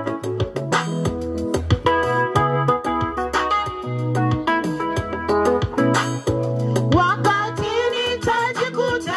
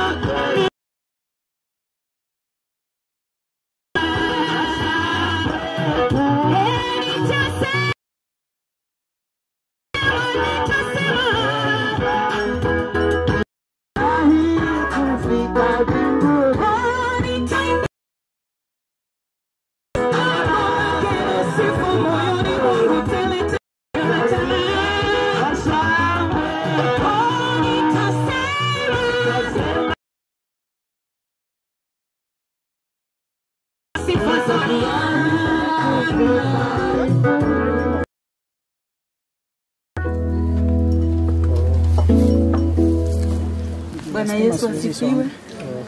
Mwisho, mimi namshukuru Mungu kwa ajili ya nikiwa mdogo. Baba aliaga nikiwa na alikuwa na miezi 4, nilikuwa na miezi 4. Baba akiaga, amenilea hadi nimefika mtu mkubwa. Amekuwa mama yangu, mama mwenye advice. Esiembo la sambo prasanya sayo rio vera katembla liembo la to lo vera kan nembo nenja ko sai nota mama vera la lannas mama kokoro mwana mkana mama vera mama wa advice katalo nyanga ya mama yarina titsa kufua shwa manyata toto babola lifua libetsanga kama nerikisi walisande mama vila ikupa simba ha wananga mama khairwe vile nilifika nikapata mama anaendelea anazirai nikamuuliza mama nini mbaya na wewe akaniangalia tu kaambia mama hapana wewe bado utapona na nikamulalisha chini na hivyo tena mama akaendelea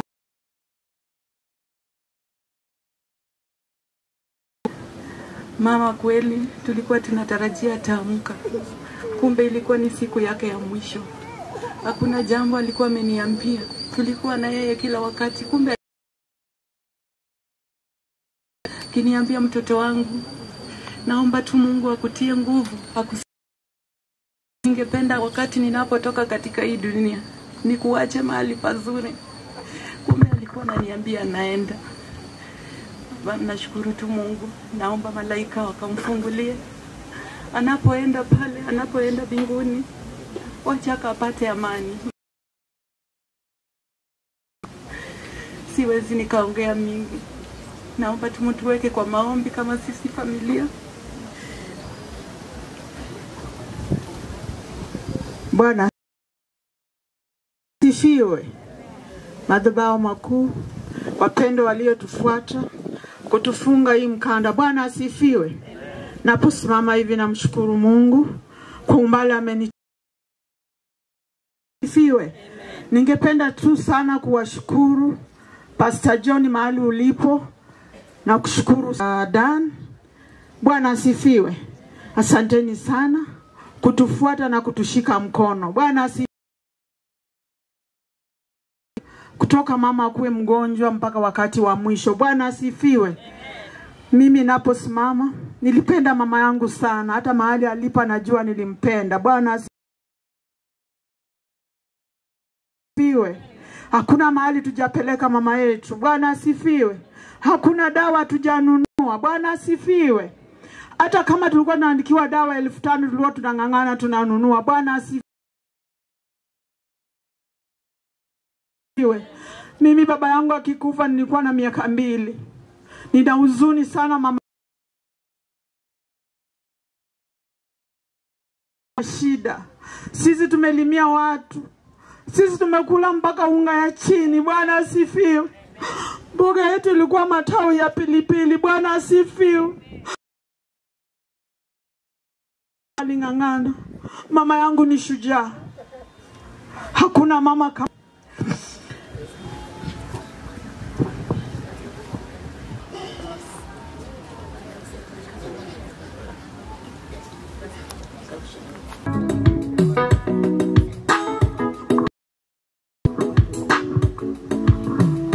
Bwana Yesu asifiwe. Madhabahu matakatifu ya siku ya leo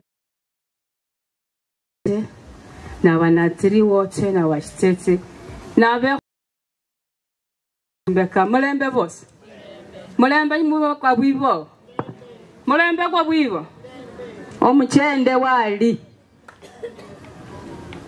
karibuni karibuni.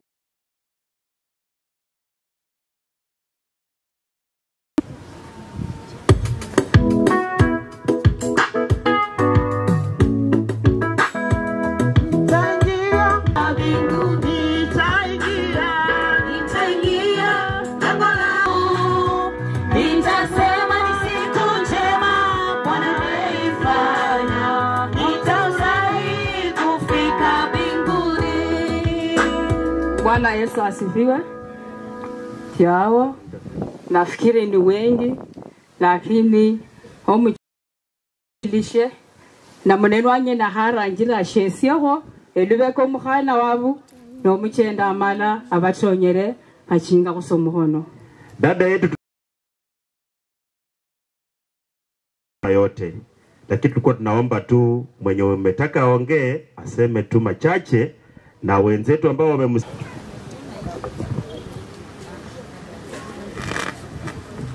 Bwana yo singale yange siyeni ansiano ende na muneno ano hande ndu muhana wibo hande wala khupira Nyasaye oryo olwokhubera n'omwana efu khanali omwana efu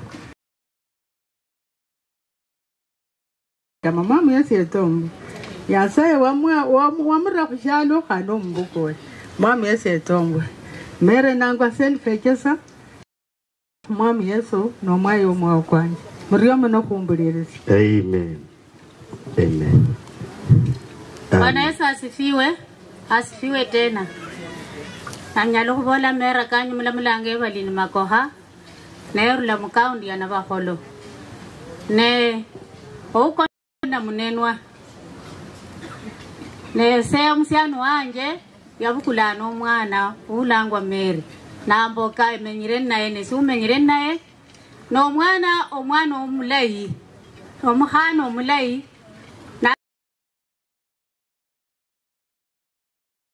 Yaholiranga chose mulindwe omwana mwene nguno. Asante.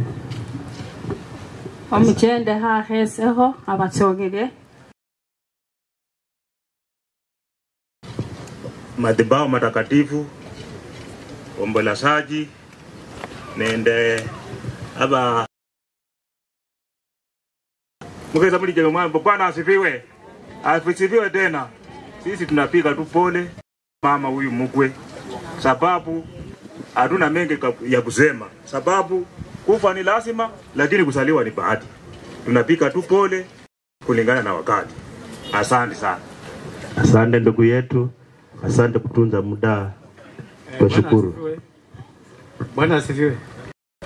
Eze umera nangwa chone chesa niswamenya ndo muhana we mara mundo lobele kwa makana na uko ni mama abana bakana balana bozi mama abana akazi yanje. Bwana asifiwe. Mukwazi akazi yanje homla ezindingo mula para mediri buba kidi bilingo bikonyo kufiana mkupe oromo kwa Nyasaye kasi.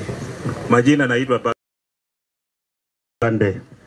Asante mwaweza rudi kuketi, twashukuru Mungu. Bwana asifiwe. Ngalabo radio bara mama bashiri hale lakini baluo na wa mama ya habo mulesi mama anje imfala lewa ta Nyasaye khamuchesi obulayi handi ya khabiri no mbolamba bana befu mwe balokhulwana mana Nyasaye ba amani handi mmanya mbota mama malo luchendo lulwe na aleshe balamu kuchendera lala mana kutirisha luchendo. Nyasaye balinde mera wa Mungu wa urme shimenyo shiri kamule mbache. Amen.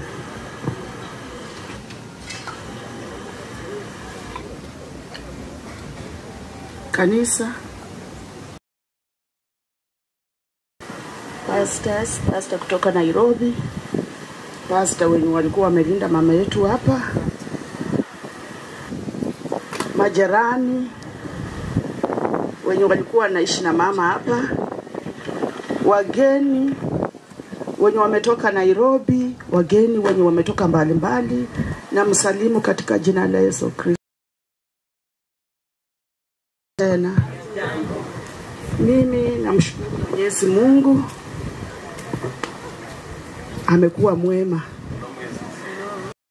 atusae atufikishe hii wakati wenye ametuacha.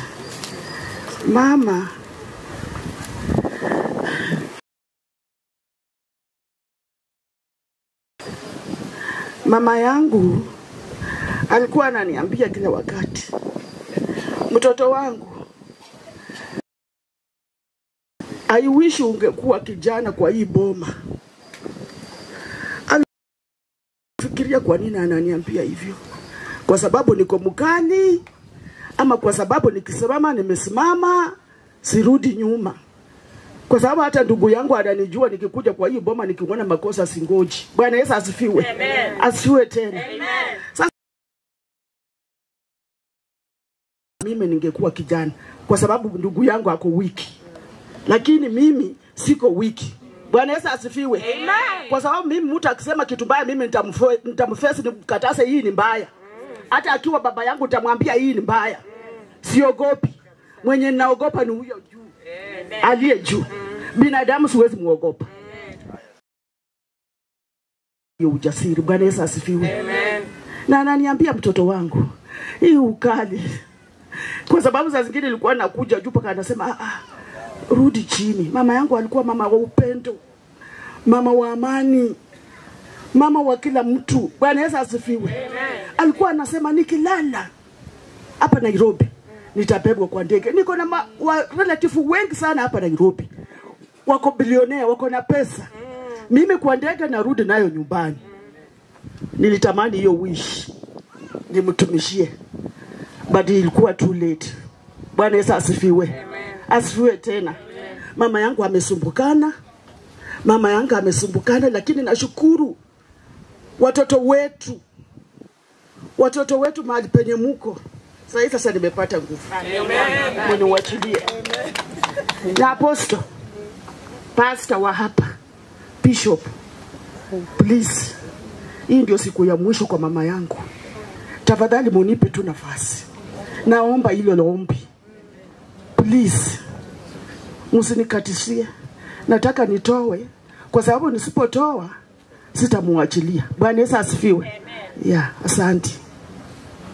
Mandugu zangu, madada zangu, simameni. Simameni. Wakati wenye alifunjika mguu, mama anasema watoto wangu, please,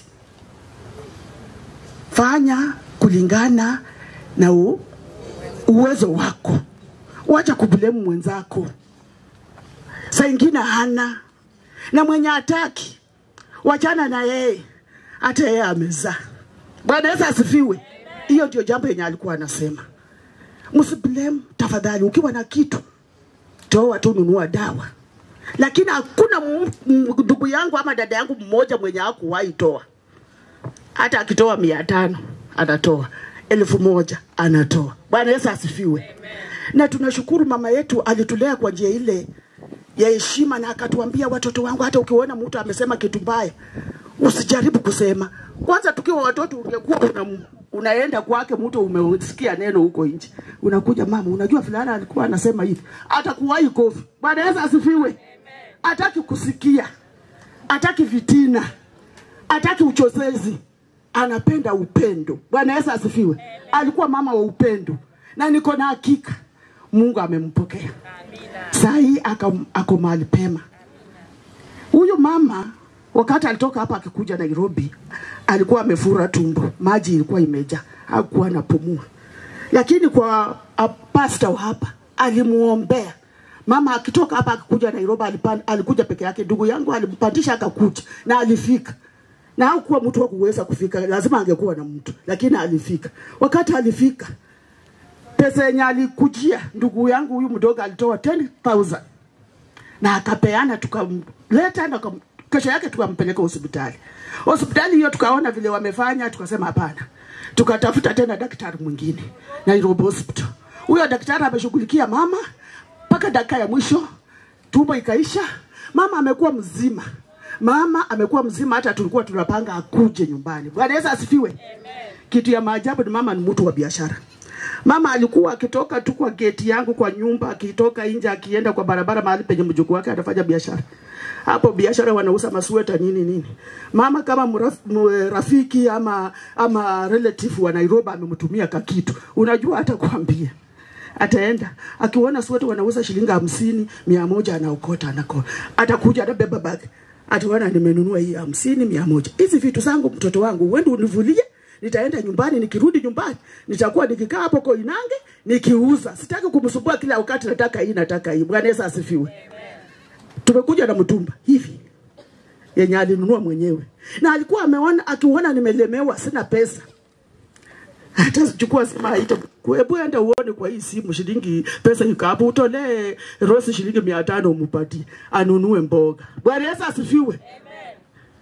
Paka nilikuwa nasema na huyu mama akikufa, nilikuwa baada hata sijapata mshahara, sina chochote. Alikuwa analia anasema, sasa wao watu wamekuchelewesha mshahara, mtoto wangu utasurvive aje? Mama yangu alikuwa mzima. Siku hiyo nilimuogesha kwa 2 days, nilikushinda kwa nyumba, si kuenda kazi. Alinifuja before kufe. Nikakaa kwa nyumba, nikitoka bedroom nikikuja sitting room ananiuliza, kwani hujaenda kazi? Si utafutu? Naambia mama nimejipa off. Bwana Yesu asifiwe. Thursday, Friday. Sasa hiyo Friday nilimwambia mama, siku 2 hujaoga. Atubaridi mtoto wangu. Nikamwambia leo, unajua mimi nilikuwa niko na baba kwa baba. Bwana Yesu asifiwe. Leo lazima uoge. Nikampeleka kwa, nikachemsha maji na nikamwambia leo unaoga baridi. Bwana Yesu asifiwe. Akasema mtoto wangu, na hii maji baridi unaniua. Bwana Yesu asifiwe. Mimi nilichemsha maji na nikamwambia nitatangulia kumwagia moto warm. After warm nikusugue niweke na gani baridi. Akasema ni sawa tu, sasa tutafanya nini? Akakaa nikamuogosha na nikafanya hivyo. Kumaliza ilikuwa masaa ya lunch, nikapika chakula akakula. Nikamwambia lazima jua unaota nje. So unasikia vile daktari anasema lazima ufanye exercise hadi. Akakaa kidogo, nikamwambia wewe jua inaanguka. Hebu toka. Akatoka akaenda akakaa nje. Taka kidogo mimi nika hapa nimekaa tu kwa nyumba. Nauliza mjukuu wangu, Wiba ako huko nje? Akasema Wiba ameenda kwa barabara huko kwa Tashi. Akaenda akakaa huko mpaka saa 1. Akarudi. Kurudi nilitaka kumuuliza, na wewe umekaa tu nje mpaka hii usiku? Mdomo ikashika. Akakuja akakaa, nikampatia dina akakula, nikampatia madawa kwa sababu alikuwa medication, anameza madawa kila wakati. Akameza dawa na akalala. Na sisi tukakaa tu na msichana wangu tukiwatch TV. Alafu saa ile huyo mtoto akakuja, huyo mjukuu wake akakuja, akaenda bathroom. Kuingia kwa bathroom kutoka, akasema auntie, mtoto amemwaga sabuni kwa bathroom. Wiba akienda huko atateresa anguke. Mimi nikaanza kugombana. Nikaenda huko nikamwaga maji, nikaosha, nikapanguza. Bwana Yesu asifiwe. Kupanguza hivyo na nikatoka nje, nikakuja nikaambia huyo mjukuu wangu, wewe. Maneno ya kuingia kwa bafu ukioga kumwaga sabuni utakuja kuona. Nitakutandika. Alafu nikafanya mama aliamuka kwa usingizi. Akaniambia, siku moja hiyo maneno yenyewe ya kufanya hiyo, siku moja mtafanya tu na ulimi katalie kwa meno. Bwana Yesu asifiwe.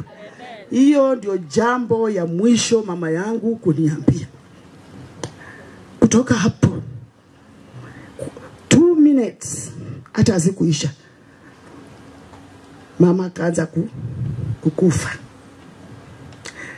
Kukufa mimi sikumuona aki struggle.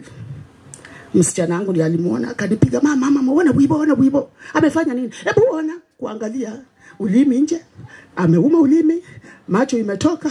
Yani mama sasa nikaona ni kama ni jokes, mama anataka kutujaribu sisi aone tuna react aje. Kumbe ilikuwa ya ukweli. Aling'ang'ana usiku wote, tukabeba tukapeleka hospitali. Dada yangu Jena alikuwa Uguruma, Nika alikuwa huko Kariobangi, lakini waliitwa wakakuja hiyo usiku. Dada yangu Jena alikuwa kwa barabara akiuza, alikimbia kwa mvua na mvua nayo inafanya tu tetete. Mimi yani hata kuomba siwezi. Nimeshindwa, natetemeka. Nashindwa huyu mama ni nini? Mama ameuma paka sasa damu ndio inatoka. Bwana Yesu asifiwe. Wakati huyu dada yangu aliingia, alianza maombi. I wish tungekuwa na mtu mwingine strong na maomba hapo.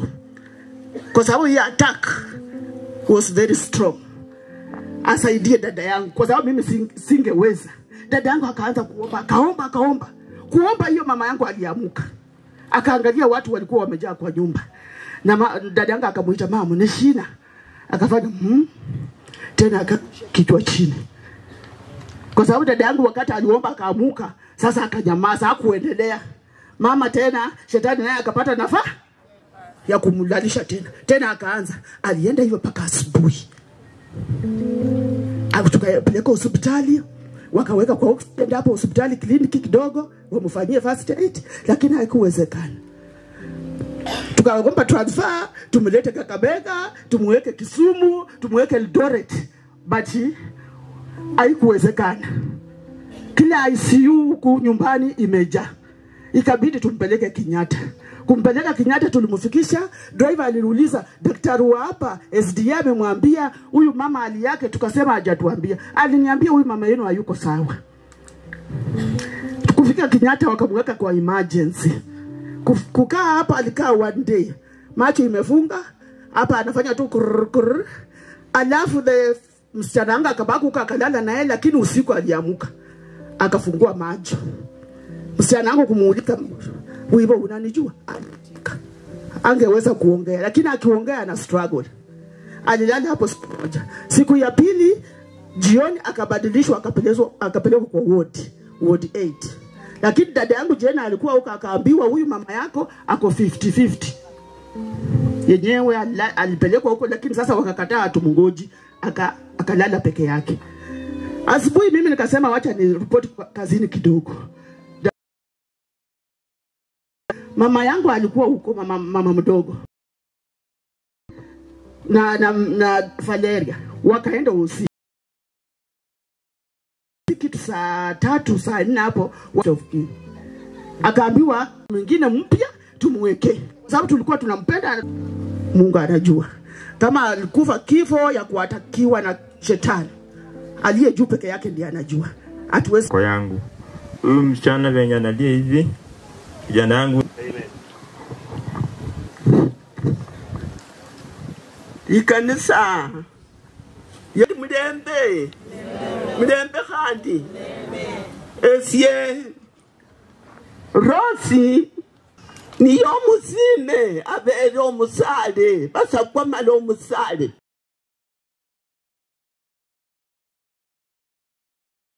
khandi meri wako ne wanje nanyola abasasi bose oyekhala nabo khwalya nabo none sienda sabanga abanje Nyasaye abatire munda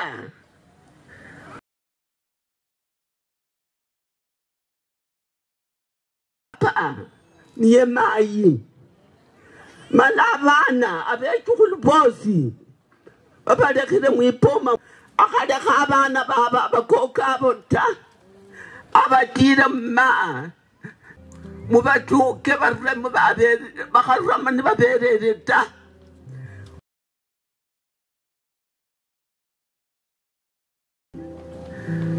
ngako esibari NSC wakoli. Asante. Naweza kutambua maofisa wa serikali katikati mwetu wameingia wengi. Mali pia ameketi, tunatambua. Katikati mwetu pia tunatambua watu wa heshima ambao wanafanya na mheshimiwa na Blindo wamekaa katikati mwaipata hii. Mtasema mafupi. Karibuni.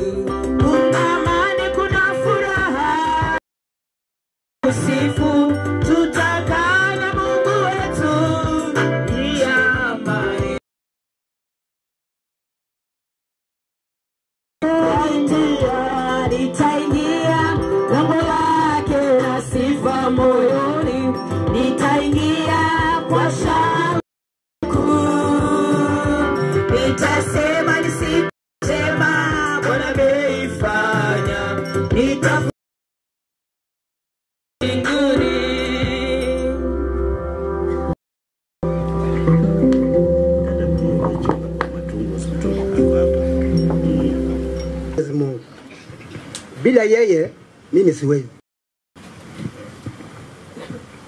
hakuna kile nitasema. Mimi nitakuwa kuongea. Nitaanza na ndugu yangu mdogo. Karibu.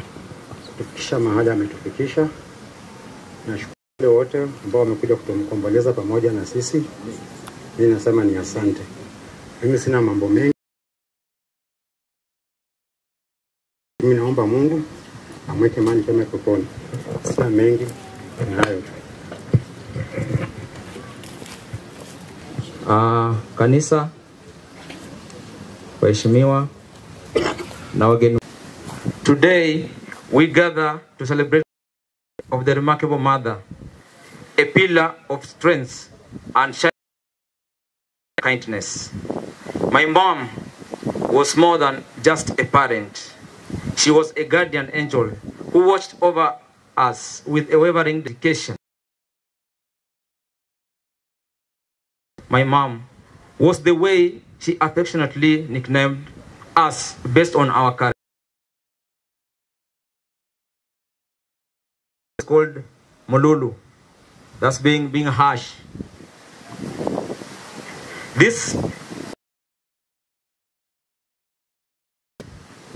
They were reflection of her deep understanding and love for each of us.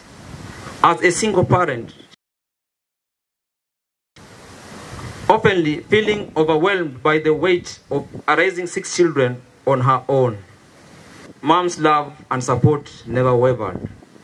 She had to visit us, offer us words of encouragement, strong and respectful, even when things got tough. Her unwavering optimism, and even when we faced difficulties in those homes, we should appreciate their love and support.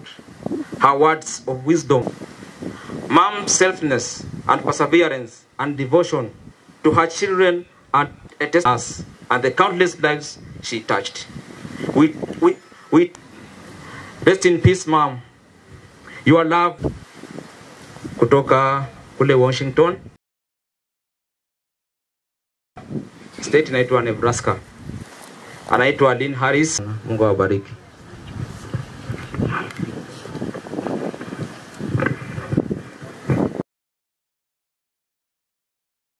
Andalizi, wageni wetu wa mama, na wasalimu kwa jina la Yesu. Bwana Yesu asifiwe.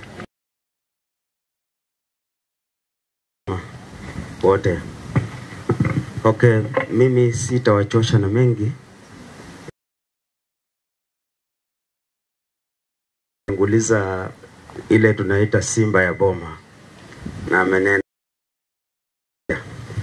So sina mengi ya kusema. Mimi nitasema tu labda mimi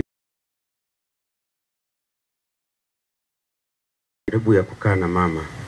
Sikubahatika kukaa na kwa sababu mimi niko mbali na yako hapa kwa boma. Na ndugu yangu Nicholas na warembo wetu hawa ndio wamekuwa karibu sana na mama. Na yote wamesema ni ukweli. Chenye mimi nataka niwaombe, legacy ya mama ambaye alitaka ni sisi wote tuwe pamoja, jinsi moja, na tuzidi kuendelea na upendo wa mama. Hiyo ndio mimi naweza kuachia. Mambo yote ndugu yangu Benson, kwa sababu sasa ndio mkubwa baki hapa, tunamuombea azidi kuwa na roho ya kukaribisha. Mmeona wajukuu wa mama hapa ni karibu nusu ya tende mzima na wengine hawajafika. Mama iendelee kuwa nasi. Ni wale ambao wamekuja kulia na sisi. Amen.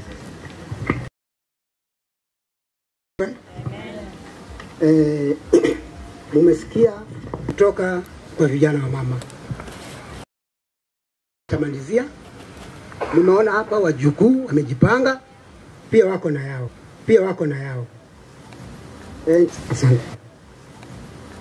Asante.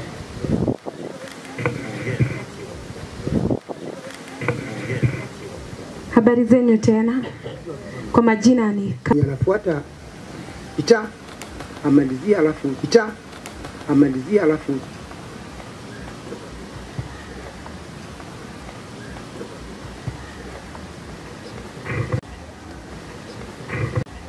mama alikuwa ameenda safari lakini ajali kampata. Mama alikuwa ameenda safari lakini ajali kampata. Kana kitu kama saa 10 lakini ripoti imekuja kitu kama saa 10 lakini ripoti imekuja saa 9 yangu hapa. Yeye ndiye alipata ripoti akakuja huko, nikasema ndio mama amepata accident, na nikaenda kachukio mama amepata accident, na nikaenda kachukua pikipiki nikafika huko. Fika kule kweli nilikuta mama ako kwa matibabu pale, wanamfanyia first aid. Nikahuzunika, nikasema hey, lakini niliwacha.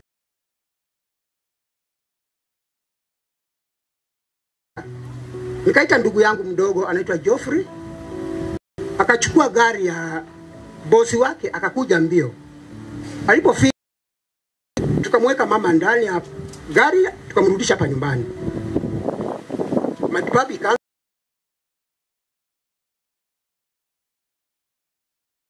Wakatuambia kwamba wameweka plaster, itabidi plaster itoke. Nikapiga madadasi zangu simu, nikawaambia tafadhali, hapa naona kama hospitali imechukua hawajachukua step mzuri. Tunaweza kuwa huko na daktari yule ambaye anaweza wali haya gari. Mama akaenda paka Nairobi, wakamaliza. So imeendelea. Okay, sasa asante. Kuna wale wamebakisha kidogo tu. Kwa sababu hii mambo yafaa turudie na tuongee story yako nayo kidogo, alafu tutaweza kuendelea. Asante kanisa. Kuwezekana mpaka Mungu vile ameamua, hapana, huyu mama ameumia nyama za mwili, hakuna haja kumweka hapa, watoto wake wazunguke wafanye nini waumie. Ndiposa Mungu kusema lolote, ni Mungu amempenda na amemchukua.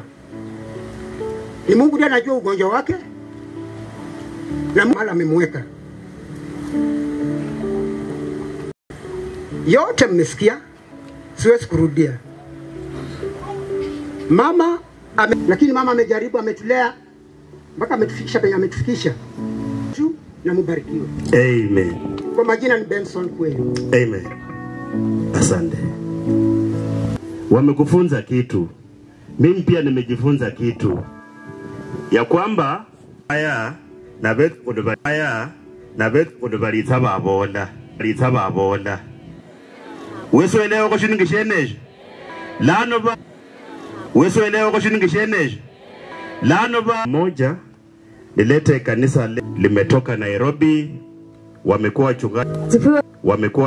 Sifiwe tena.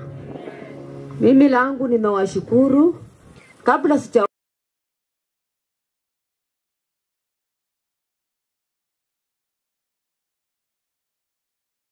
wacha hao waongee kwanza ndipo mimi niongee, kwa sababu mimi ndio nakaa na mama.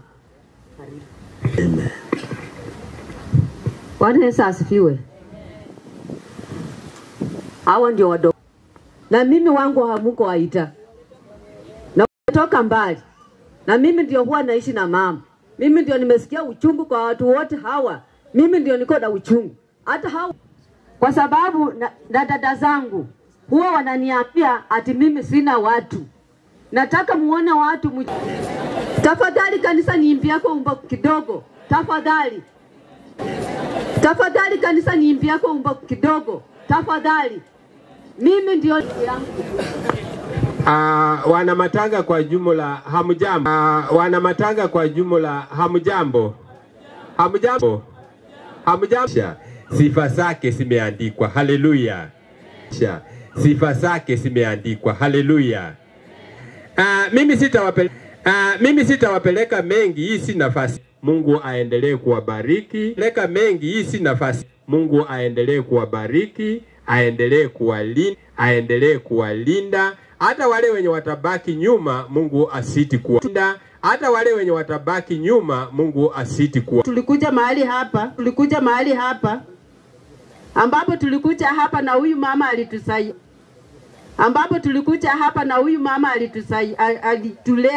Alitulea vyema sana. Atakapomjua Mungu atajua jinsi ya kuyema sana. Atakapomjua Mungu atajua jinsi ya kukaa na majirani. Na sasa tukamshukuru kwa kirani.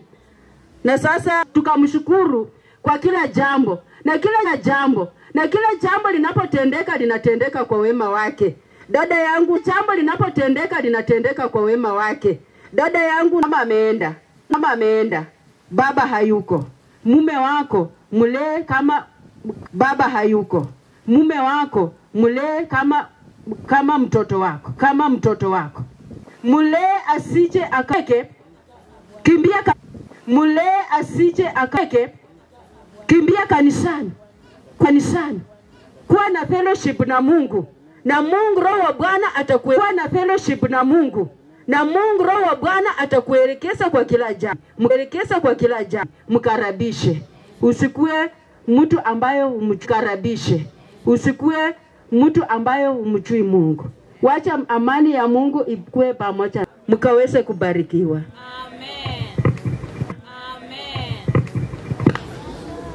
Amen. Yangu imetulia. Nafasi mungejua. Kwa sababu mimi ndio niko. Mimi ndio wa hii boma. Mama alikuwa ananishika mkono. Mama alikuwa ananitendeko kila hali. Ndio ombi langu. Tufanye pamoja. Mimi upande yangu ya mama sitaongea mengi. Wengi wameongea. Mimi nitasema tu kana wewe. Hata kama uko na jambo, unaniita, unaniambia mama uko na jambo. Unaniambia mam. Hata amesaidia mwenye alichapisha hii program. Si ndio?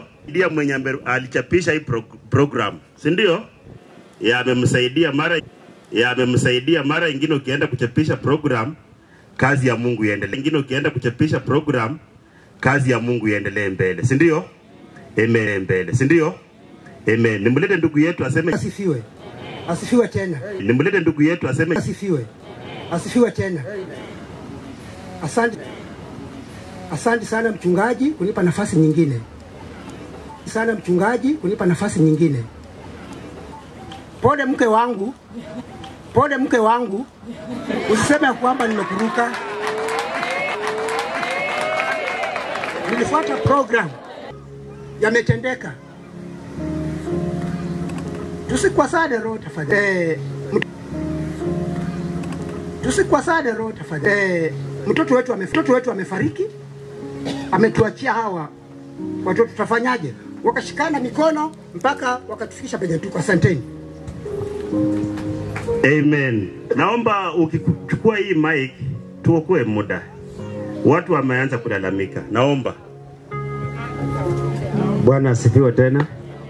Pole, hata mimi sitachelewesha sana. Nimeomba hii nafasi kwa sababu ya wageni wangu. Mimi natoka huko Kitale. Walikuja kama wamechelewa, although walikuwa wamepewa nafasi lakini walikuwa wamechelewa. Ni pastor wangu mmoja aliongea tu sana. Kama mnaweza fika hapa na mmoja ongee kwa niaba ya wote. Karibuni.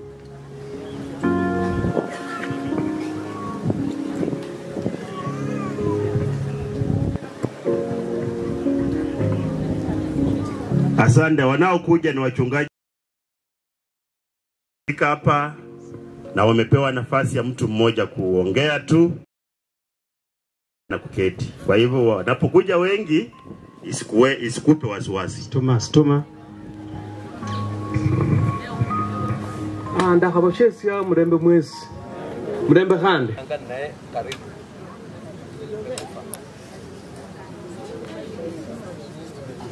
Wakati nilipata hii ripoti nilikuwa niko nje ya nchi. Nikamwambia tutakuwa na yeye hapa leo London, nikija kwa matanga. Nawaambia nyinyi nyote asante, wameokoa muda.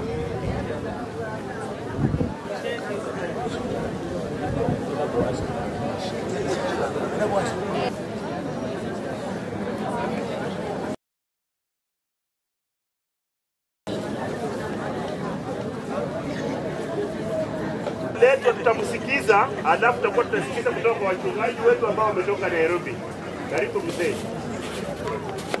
Tutamsikiza, alafu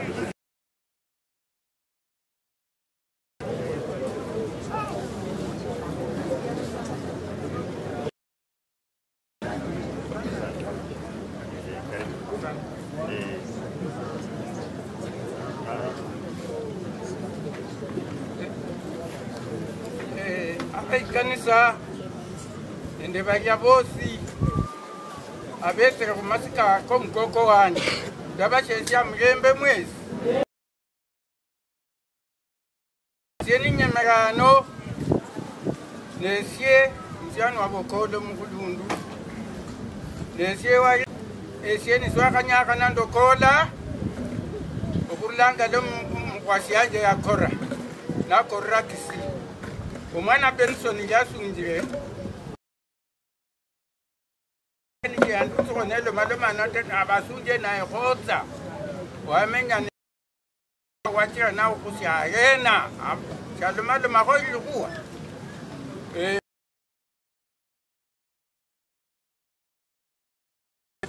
yago mwana omunyifu ukola shabe manjita ukola shabe mainoti ukola banga bakana babulano bakakhulwa mundu wanje ko bakhetanga mundu wanje khota kokola luwanje simu yesheka munyasa yango sera yesheka na ndamko sera atonga mungo abasiani babira bakudu ese jadi sinendo umya yekwe batonga mu abaki ngasa mwana ukola kabarira ku ukola chindi kumwibira atiaje nafitanga nikola isi darula nesie nembuliyemu nikola fiyetia kwa kulaita wamulola ko na ai muno esie isabira sabana nyadenge kulu nikabacho be nyuma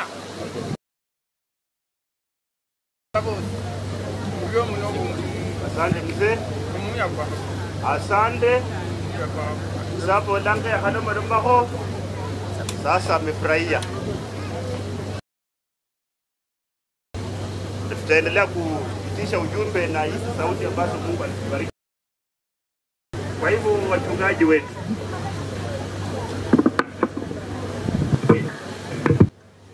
ni nafasi ya kanisa letu takatifu kutoka Nairobi. Mumepewa nafasi ya kwa rambe zenu ondokewa na Mama Mary. Kanisa ondokewa na Mama Mary. Kanisa wote nimesikia wamepata nguvu. Simba kuja. Asifiwe tena. Amen. Pastor Caleb Wanjala Wekesa, Apostolic Sanctuary. Thank you. Bwana Yesu asifiwe. Amen. Amen. Mimi naitwa Rosa Uma nikiwa advisor. Makofi mazuri kwa hiyo mshirika. Bwana asifiwe. Amen. Niko chini ya Redeemed Evangelistic Fellowship, Bishop Monde.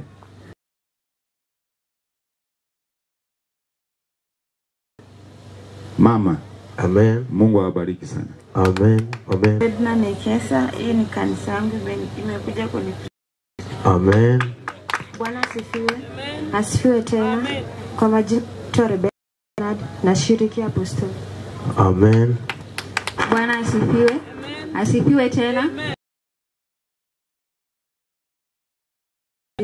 Amen. Bwana asifiwe. Amen. Church. Thank you so much. Before the man of God speaks, mimi niseme yangu moja.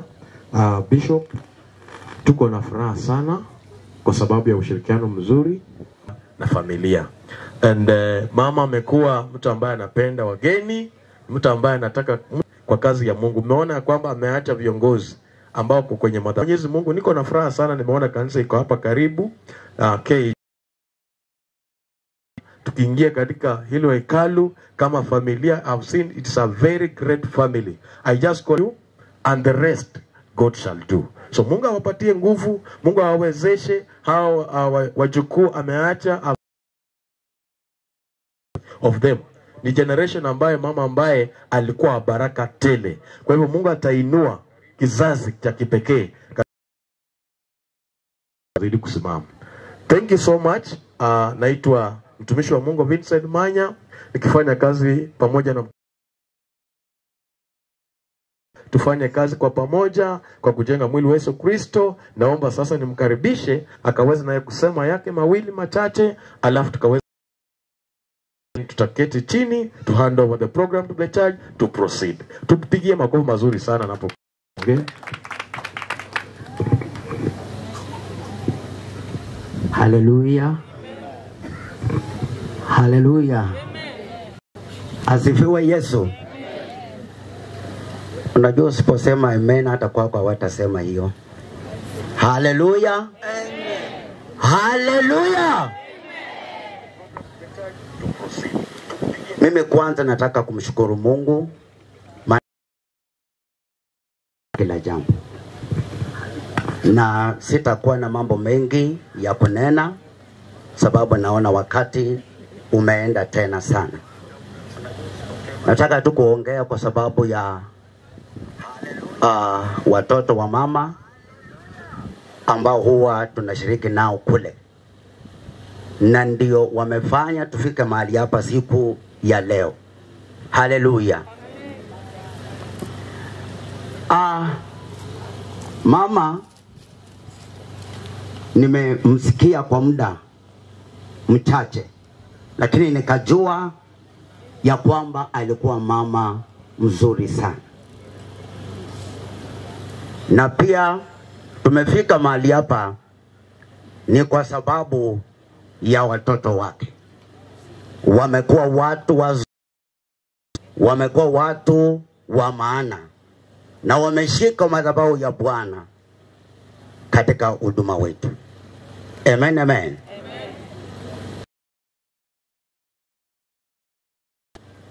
Tumekuwa karibu sana na mchungaji wake na tumekuwa Bishop. Kuna mengi ambayo tulishare. Wapendwa, mnapo ama wazazi katika boma, kuna kila ambacho huwa kinaitwa kwamba migawanyiko. Kila mtu anaenda na njia yake. Tuwe na umoja. Maana kuna jambo ambalo nimeona nilipoingia ya kwamba boma hili linaenda mbele. Haleluya. Hata kama utasema amen, umesikia. Mbele. Nasema kwamba hili boma Haleluya. Sitakuwa na mengi sababu nimeona. Amen. Karibu sana, mtupatie tupambie kama 2 peke yake, very short, tuweze tukiimba, tukikula, tukimwombea. Ukiweza unaweza nisaidia tukisimama na itakuwa vizuri. Karibu.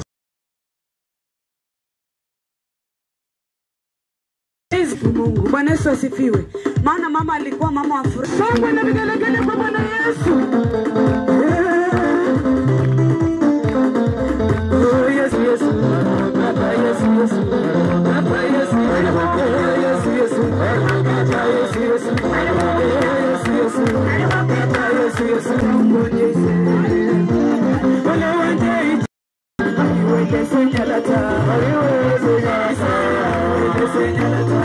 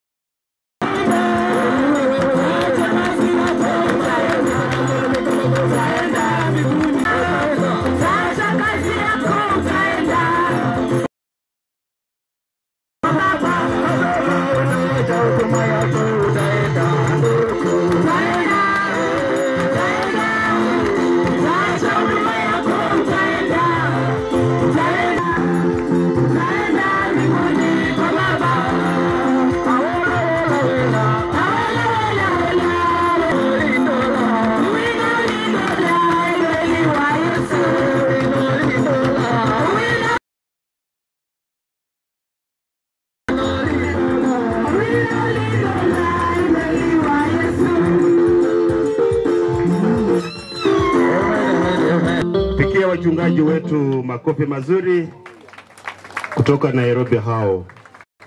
Asante. Wametufikisha mahali pa kusema hivi ya kwamba uko katikati mwetu. Mie alafu tusikize injili. Wewe ni mchungaji katikati mwetu. Karibu. Wachungaji wamefika hapa, kuwa mfupi sana. Manake tumesema haleluya, amina tumesikia, sasa sema tu jina. Wachungaji. Naona umekaa na mchungaji na umekataa kuamka. Leo hataki kuwa mchungaji ama nini? Naona ako kwa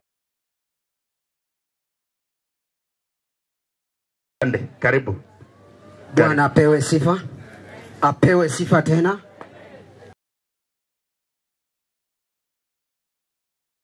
Anda wa kanisa la New True Pentecost Way to Christ Ministry International. Left hand utanipata hapa. Hivyo mimi mwenyewe hapa nikisimama pia mimi ndi Londo mululu ya hebo roho mumzelewe. Enjelewe ho lakini mbola bu murio muno ho ali ababolere. Lakini ilionzi ya sokobola ho kidogo mu mama yali umulai ro ya yalino. Mama unono linas kabisa mwitawala muno darula sano nezi yanango ni maro hwaluha. Bwana apewe sifa. Kwa hivyo mama alikuwa na yeye alikuwa ananielekeza kwa kila jambo. Alikuwa karibu na mimi. Ngala konerari. Kurula naba nasi mwitala muno shiako ya gota. Hoe mbola samurio nde hurira samu Yesu Kristo lakini nakanya sai abauli ungependa kuketi chini. Amesema kanisa lake, mmesikia. Karibu. Basi Bwana Yesu asifiwe. Jina la Bwana lipewe sifa. Asanteni kukuja matanga. Ni heri kuingia katika nyumba ya matanga kuliko kwenda katika nyumba za karamu. Amen. Basi kwa majina mtamuita Pastor Samuel Machistri na Nyeni, mchungaji wangu. Karibu. Bwana Yesu apewe sifa. Amen. Hapa mimi kwa majina naitwa John Mlama, ndio mtumishi wa Mungu. Ni askofu aliyelala dada yangu. Maaskofu mahali hapa, kanisa, waombolezaji. Bwana Yesu asifiwe. Mimi naitwa mchungaji Solomon Tabiro. Ninahudumu na kanisa la Bible Ministries International. Niko kule sehemu za Mumias East, mahali panaitwa Lushea. Nimekuja kwa sababu ya watoto huyu mama. Kuna kijana Geoffrey na Nicholas, tumekuwa nao pamoja. Mbarikiwe sana. Bwana Yesu asifiwe. Hapa nataka nimshukuru Mungu wakati ni huu. Wakati ni huu.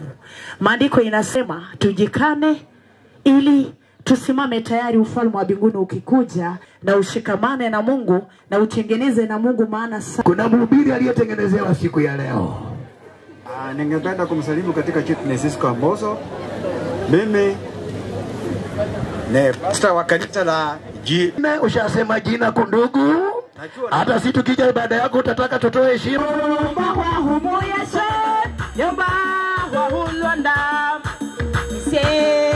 Kanisa la hapa. Ai, wapenda bashanje. Mganga wapi kwa Mkatholika apewe heshima, kwa Mpendekota nyimwe heshima? Karibu mchungaji. Mwami Yesu yetsome bwe. Mbetsanga halala nendo mkhaye wanje, tafadhali wini wetu mkono. Anaitwa Caroline Mayabi. Kholanga na ikasi mwami yali kutafi yo khurula buuru. Mama na kuingishia munzu muno. Alala nenda abebale banyasaye. Shiyama nyanga mukhaka asingia. Shikwa Yesu bwa banda banji shibamanya tawe. Yani nilingana elishira mahuwa kosi. Mama ukhula ukhulirawo mapesa keke kalimo. Chisamba kabutswa tawe. Abero mukristo ukhuisikanga munyasaye.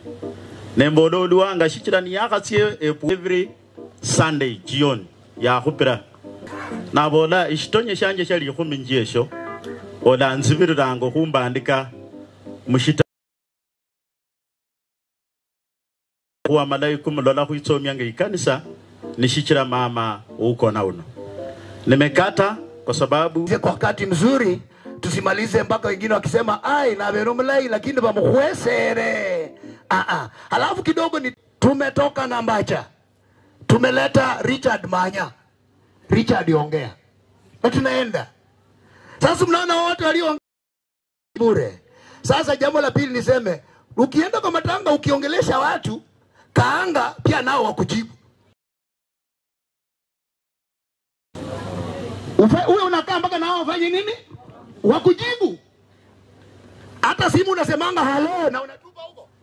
Hapana, ni halo na unangoja. Kwanza ile ingine tulikuwa tunalani huko pale, kuja simu yako imeingia. Alafu sasa unaanza ku haudayo linakwenda. Bwana asifiwe. Mpaka pale wachungaji kutoka makanisa ama makanisa wetu, washirika wenzetu, makanisa kutoka, we normally call them sister churches. Na sister churches hatumaanishi za KAG, but any church preaching Christ, he is our brother or our sister. So we call them sister churches. Already they have greeted the meeting. Now I move to bring the KAG pastors who are here to greet us. Come wherever you are.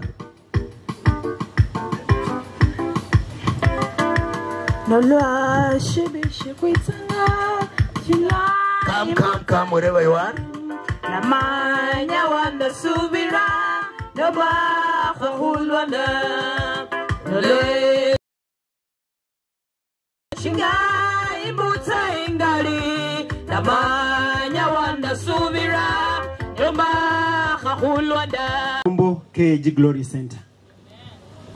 Naitwa Isaac Kamanya, KAG Restoration Matungu Town. Naitwa Peter Barasa, KAG kwa Ngamoru Church chini ya Mungati section. Naitwa Lutomia Bethel KAG wananchi. Naitwa Jacqueline Kutondo, Shakula KAG. Mildred Atoni, KAG Makale Church chini ya New Mayoni section. Matungu East. Victor Gola, Bumoya KAG. Secretary wa Matungu Central section. Naitwa Catherine Ateti, Penga Judge section Mungati. Mungati section tunaingia paka Busha. Amina. Aha, mpaka pa walio ofisi section presbyters waliopo mnazarudi tena quickly. Section presbyters of God Church in Matungu district tunazo section 9. Section 9 kwetu a section comprises of 6 churches or more. 6 and more churches according to our constitution and structures. We begin from a church, we come to a section that comprises of 6 or more churches, and then we go to a district. So now, walijitambulisha the capacity of local pastors, local church pastors, na hawa, now wanataka wajitambulishe of sectional presbyters. Majina yangu naitwa Reverend Brenda Wesu,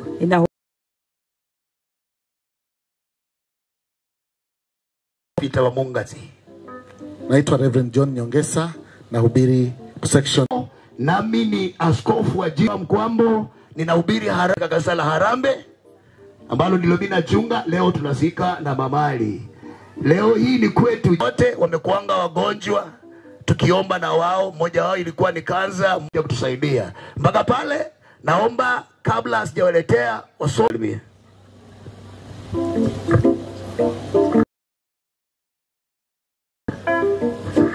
Amina, wimbo tulete wasomi. Wimbo tulete maandiko.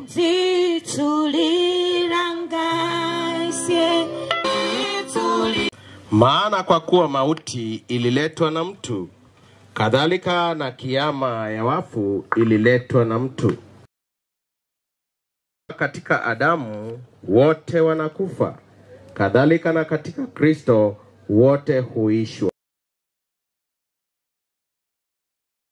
Limbuko ni baadaye walio wake Kristo atakapokuja.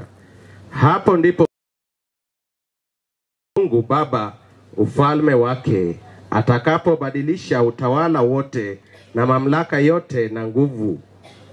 Maana sharti amiliki yeye hata aweke maadui wake wote chini ya miguu yake. Adui wa mwisho atakayebatilishwa ni mauti, kwa kuwa atavitiisha vitu vyote chini ya miguu yake. Lakini atakaposema vyote vimetiishwa, ni dhahiri ya kuwa yeye aliyemtiisha vitu vyote hayumo. Basi vitu vyote vikiisha kutiishwa chini yake, ndipo mwana mwenyewe naye atatiishwa chini yake yeye aliyemtiisha vitu vyote, ili kwamba Mungu awe yote katika wote. 29. Au je, wenye kubadilishwa kwa ajili ya wafu watafanyaje? Kama wafu hawakufufuliwa kamwe, kwa nini kubatizwa kwa ajili yao? Na sisi kwa nini tumo hatarini kila saa? Naam, ndugu, kwa huku kujisifu kwangu niko nako juu yenu katika Kristo Yesu Bwana wetu, ninakufa kila siku. Ikiwa kwa jinsi ya kibinadamu nilipigana na hayawani wakali kule Efeso, nina faida gani wasipofufuliwa wafu? Na tule na tunywe, maana kesho tutakufa. Msidanganyike, mazungumzo mabaya huharibu tabia njema. Tumieni akili kama ipasavyo, wala msitende dhambi, kwa maana wengine hawamjui Mungu. ninanena hayo niwafedheheshe, niwafedheheshe. Nilisahau kuwapatia sura ni Wakorintho wa kwanza 15:20 hadi 34. Mungu abariki andiko. Lakini labda mtu atasema, wafufuliwaje wafu? Nao huja kwa mwili gani? Ewe mpumbavu, uipandayo haiwiki isipokufa. Nayo uipandayo huupandi mwili ule utakao kuwa, ila chembe tupu, ikiwa ni ngano au nyingineyo. Lakini Mungu huipa mwili kama apendavyo, na kila mbegu mwili wake. Nyama yote si nyama moja, ila nyingine ya mwanadamu, nyingine ya hayawani, nyingine ya ndege, nyingine ya samaki. Tena kuna miili ya mbinguni na miili ya duniani. Lakini fahari yake ile ya mbinguni ni mbali, na fahari yake ile ya duniani ni mbali. Kuna fahari moja ya jua, na fahari nyingine ya mwezi, na fahari nyingine ya nyota. Maana iko tofauti ya fahari hata kati ya nyota na nyota. Kadhalika na kiyama ya wafu. Upandwa katika uharibifu, hufufuliwa katika kutoharibika. Upandwa katika aibu, hufufuliwa katika fahari. Upandwa katika udhaifu, hufufuliwa katika nguvu. Upandwa mwili wa asili katika udhaifu, mwili wa roho. Ikiwa uko mwili wa asili, roho pia uko. Ndivyo ilivyoandikwa, mtu wa kwanza Adamu akawa nafsi. Sombwe. Haleluya. Asante. Vile mmesikia mchungaji Esau akisema tukitafuta tuweke wapi kanisa, nyumba ilikuwa nyumba ya mama, na tulimuona uso wa mtu anayependa watu, na alipotupa mwelekeo tukapata mahali pa kuweka kanisa pale pa Simon. Kisha baadaye Mungu akatupa ploti penye kanisa lipo sasa.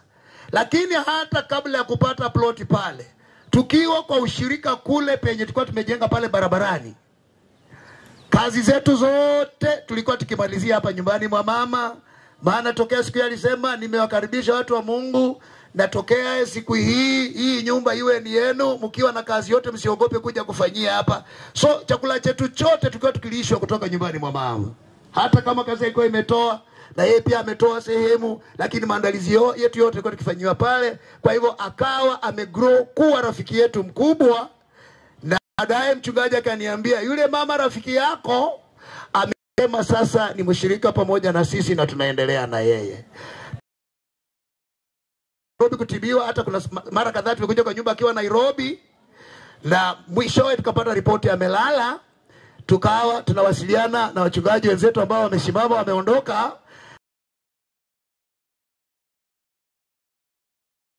Kazi ya Msamaria mwema, na Msamaria mwema si alipeleka mtu hospitali, hata akalipa bills. Lakini sasa swali la mwisho, alienda naye. Wamefanya kazi nzuri na wameuleta mwili wa mama na nyumbani. Sisi twashiriki tu ibada ya kumsindikiza. Na Mungu awabariki sana. Mungu awabariki. Aliyewasaidia wakafanya hayo, awabariki. Mwingine akitokea karibu na wao, aliyenahitaji kama hilo ama lingine lolote, pia wamsaidie, na Mungu awape uwezo wa kusaidiana. Amina. Mpaka pale naomba niwaletee mhubiri wa siku ya leo ambaye atatuhubiria kwa ibada hii ya mazishi ama ibada hii ya matanga ya mama. Tia mikono pamoja. Matanga ni ya mama, mhubiri ni mama Presbyter Brenda Wesu kutoka Mungati. Karibu. Tuanga tu mikono anapokuja. Bwana Yesu asifiwe. Amen. Haleluya. Nisalamie mahali ulipo. Bwana Yesu na asifiwe. Amen. Nataka nishukuru Mungu ya kwamba alikuwa na sababu ya kuifanya siku hii iweze kuwa jinsi ambavyo imeweza kukua. ya kwamba tuweze kukutanika hapa watu kutoka kabila tofauti, na nimeoleka kule mahali panaitwa Injili ya Yesu. Nataka tu niweze kukuletea neno la Mungu, na kabla nikusomee neno la Bwana, nataka nikueleze ya kwamba nimeoleka, niko na mume mmoja, na Mungu amenibariki na watoto 4, na pia amenibariki na huduma. Haleluya. Nitaomba tu Presbyter John aje atusomee maandiko. Maandiko yangu ni marefu sana kwa sababu muda wetu umeenda.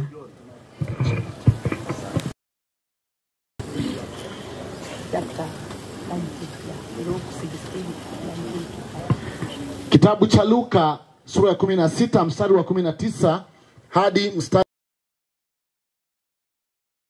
Palikuwa na mtu mmoja tajiri aliyevaa nguo za rangi ya zambarau safi na kula siku zote kwa anasa.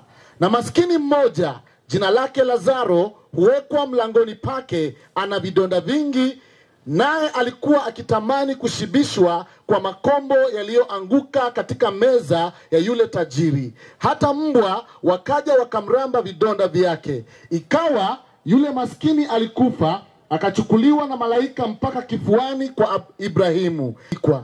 Basi kule kuzimu aliyainua macho yake alipokuwa katika mateso, akamwona Ibrahimu kwa mbali na Lazaro kifuani mwake. Akalia akasema, baba Ibrahimu, nihurumie, umtume Lazaro achovye ncha ya kidole chake auburudishe ulimi wangu, kwa sababu ninateswa katika moto huu. Ibrahimu vivyo alipata mabaya, na sasa yeye yupo hapa anafarijiwa na wewe.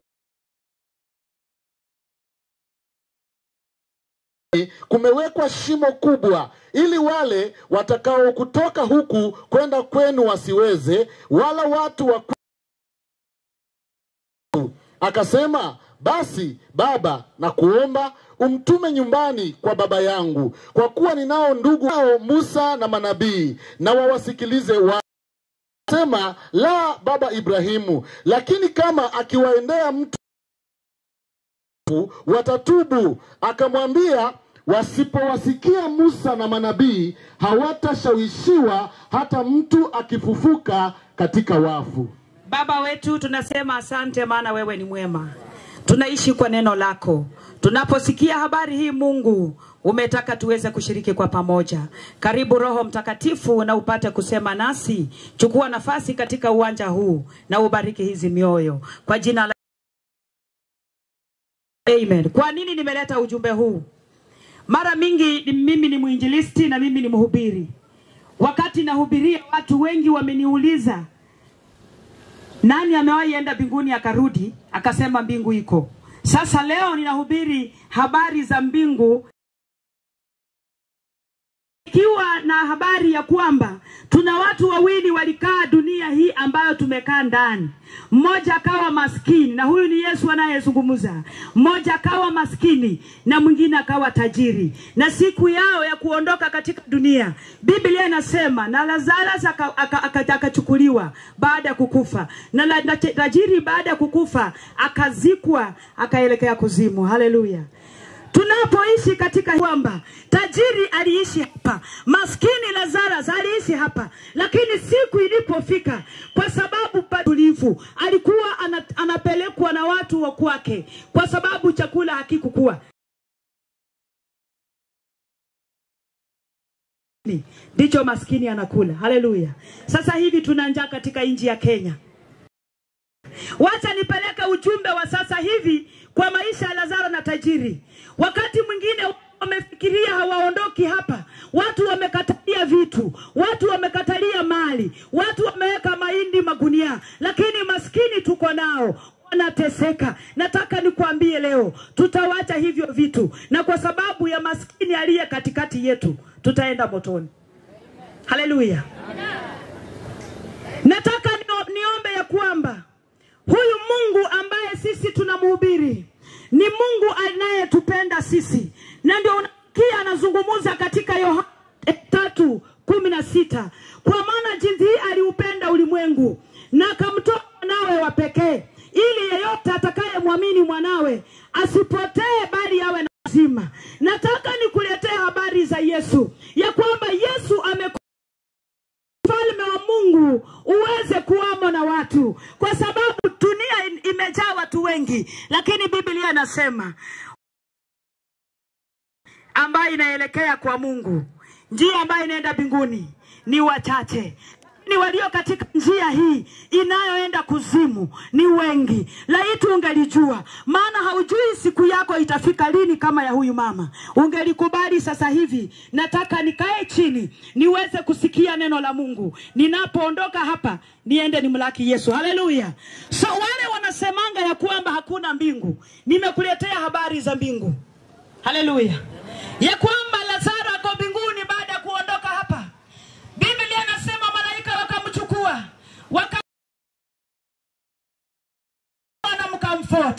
Anamwambia asante kwa kushinda vita. Asante kwa kupigana vita vizuri. Sisi ambao tunahubiri Injili, nataka Mungu atusaidie tusije tukachanganyikiwa. Lakini tunaonana. Tajiri anainua macho juu, anamuona Lazaro anafurahi mahali yupo, ili ya kwamba nisikie raha tena. Amina. Tumkubali Yesu. Yesu ndiye njia ya ukweli na ya uzima. Hatuendi mbinguni pasipo njia ya Yesu. Haleluya.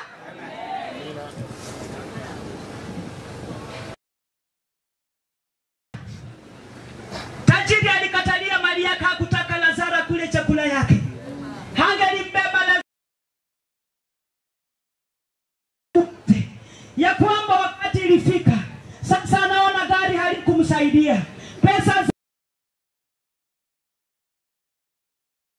angelinunua wokovu kwa Yesu. Lakini wokovu hatulipishi, wokovu hatununui. Na tajiri wote tunaondoka, maana hapa si nyumbani. Lakini swali langu ni hili, tuna mbingu na wewe una uliza mwenzako, wewe makao yako umetengeneza yako wapi? Haleluya. Tajiri aliacha anasa, tajiri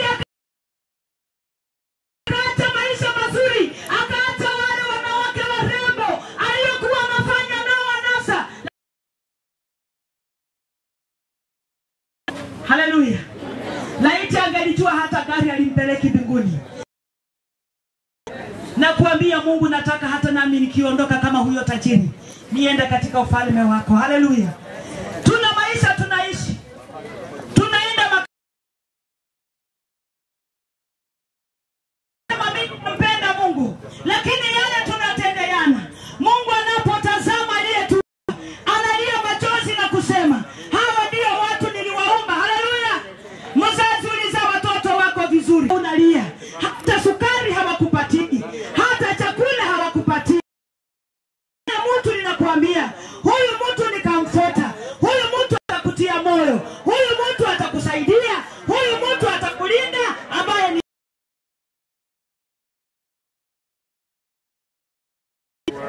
nikimwambia mama Mungu atakusaidia hata kama watoto wako hawa.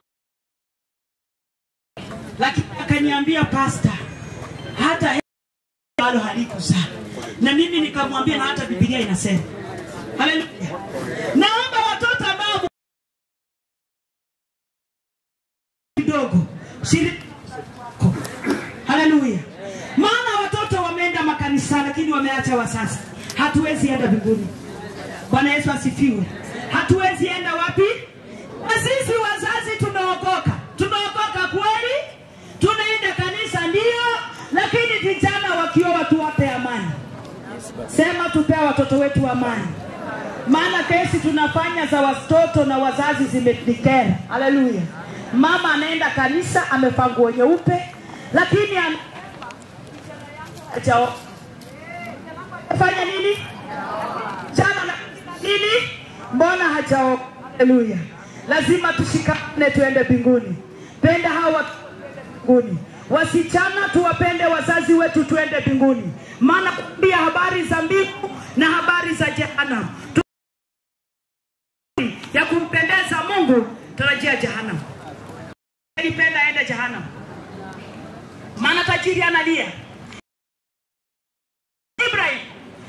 nasikia kiu. Hebu ambia tu Lazarus achovye kidole chake. Na nyinyi hakuna nini?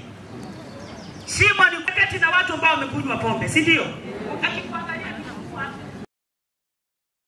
hapa chini tunakutana. Hapa chini tunaweza kaa pamoja. Hapa chini tunafanya yote pamoja. Lakini na kila mtu anaenda mahali alitengeneza akiwa hapa. Haleluya. So wote waliishi hapa. Ambia mwenzako tengeneza maisha yako jameni. Muulize ungelipenda uende jehanamu. Nimekuambia unauliza na nani alienda akarudi. Tajiri tunasikia habari zake ya kwamba analia. Neno la Mungu linasema tajiri waweze kufanya mazuri ili wasiweze kukuja hata wokovu hakuna. Nataka nikwambie wokovu inayotukutanisha na Mungu baada ya kusikiri dhambi zetu na kutubu na tunaenda. Nataka niamini kwamba tuna watu ambao wanamhitaji nabii. Ibrahim anamwambia tajiri, wakisikia manabii wa hapo chini wako wakina Lazarus yuko. Haleluya. Lakini wakati mwingi tumehubiri injili sema sisi ni nabii. Tukisikilizwa kama nabii tutaenda mbinguni. Amen. Haleluya. Kulu Lazaro ya nemi nyahano lakini arula kuchalo kuna mwikulu. Kule gari yana na kusialishina. Tuna mama hapa. Mimi nilijua nikiwa mtoto pombe ni chakula ya wanaume. Lakini wakati nimekuwa lewa wote Biblia inasema hawataona ufalme wa nini? Hebu angalia mwanamke kama amelewa.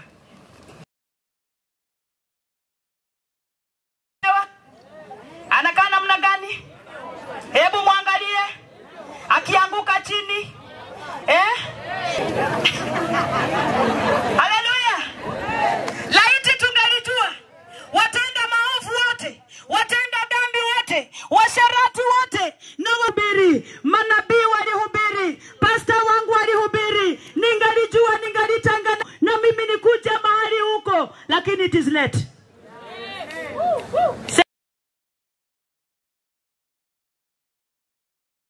Haijalishi wewe ni wa dini gani.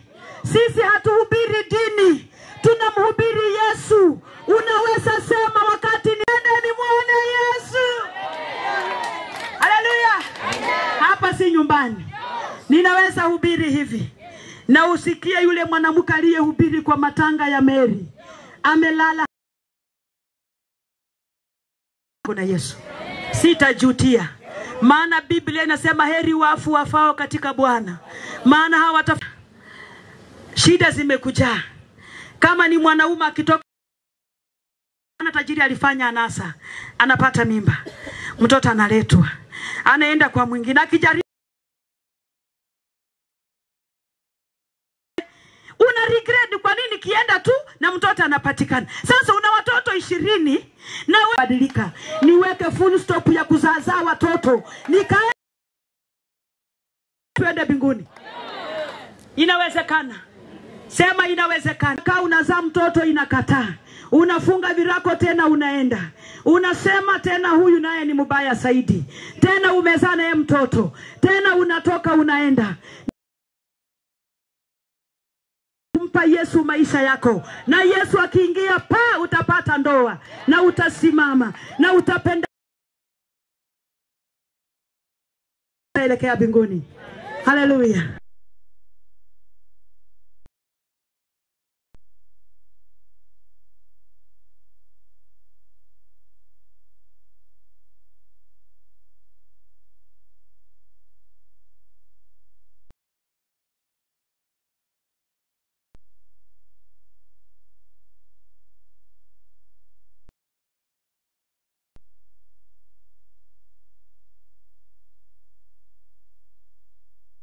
Hapa utaenda kwa Lazaro. Utaenda kusalamia Lazaro. Pole kwa vidonda. Na mwili huu utasikwa.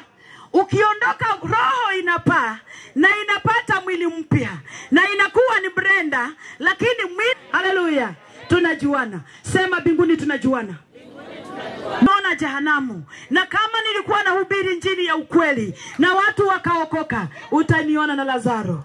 Utaniona. Namaliza kwa kusema uko pale. Unasema kwa matanga haya, Yesu maisha yangu. Nataka nikabidhi maisha yangu kwa Yesu ili hata niende mbinguni, kwa sababu nimechoka na mizigo mizito. Ni Yesu anasema tu, njooni kwangu nyinyi wote mnaolemewa na mizigo mizito, na mimi nitawapumzisha. Yesu yuko tayari kubeba kwa ile kazi ngumu unafanya, kwa hiyo machozi una Yesu peke yake amekuja kukupa uzima. Unasema nataka kwa haya matanga niweze kuokoka. Naomba tusimame. Namleta Bishop. Tusimame mahali tuko. Simama juu. Ni kweli mbeleni, ni kweli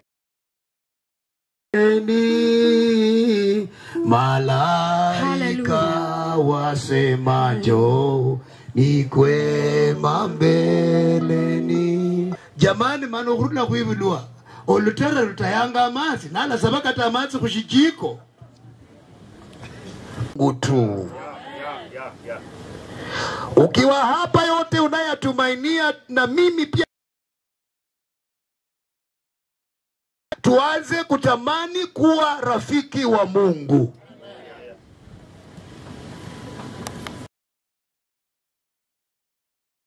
Benanjire tsikireti tsitaru nana sabanga mbe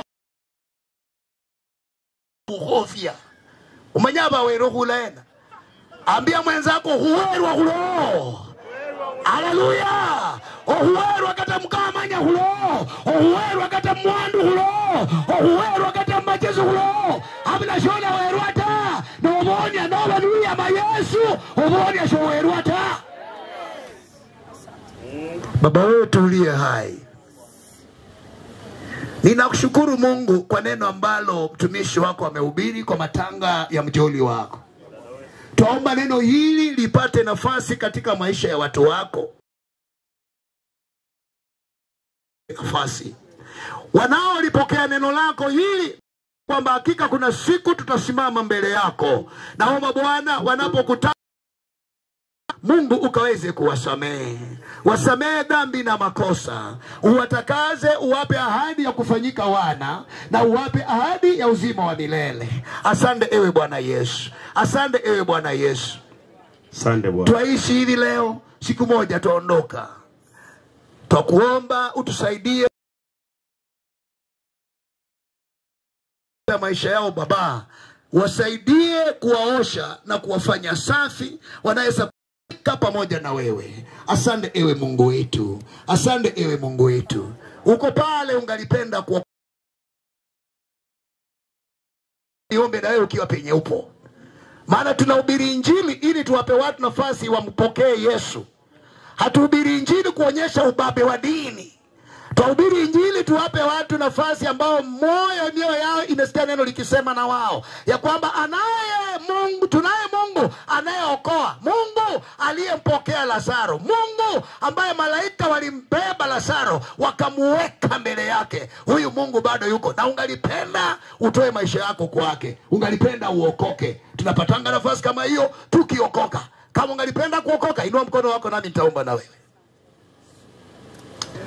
Hata kama dini yako haiokokangi tu kwa sababu hawajui kuokoka ni leo.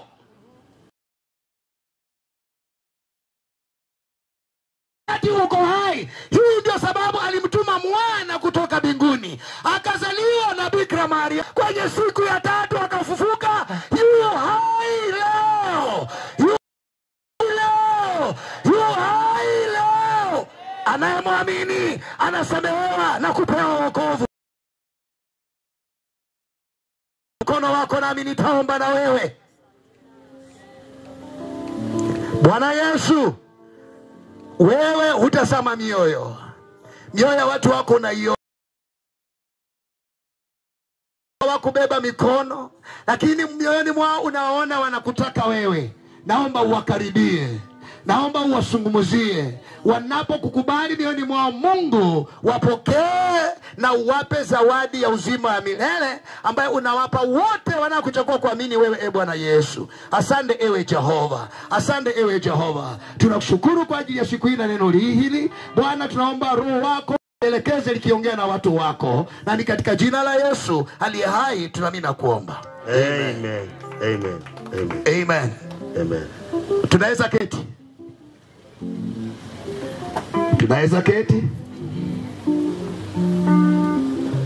Naomba kama vifaa vya sadaka vi karibu viletwe. Vyombo vya kucollect sadaka vikiwepo viletwe sasa.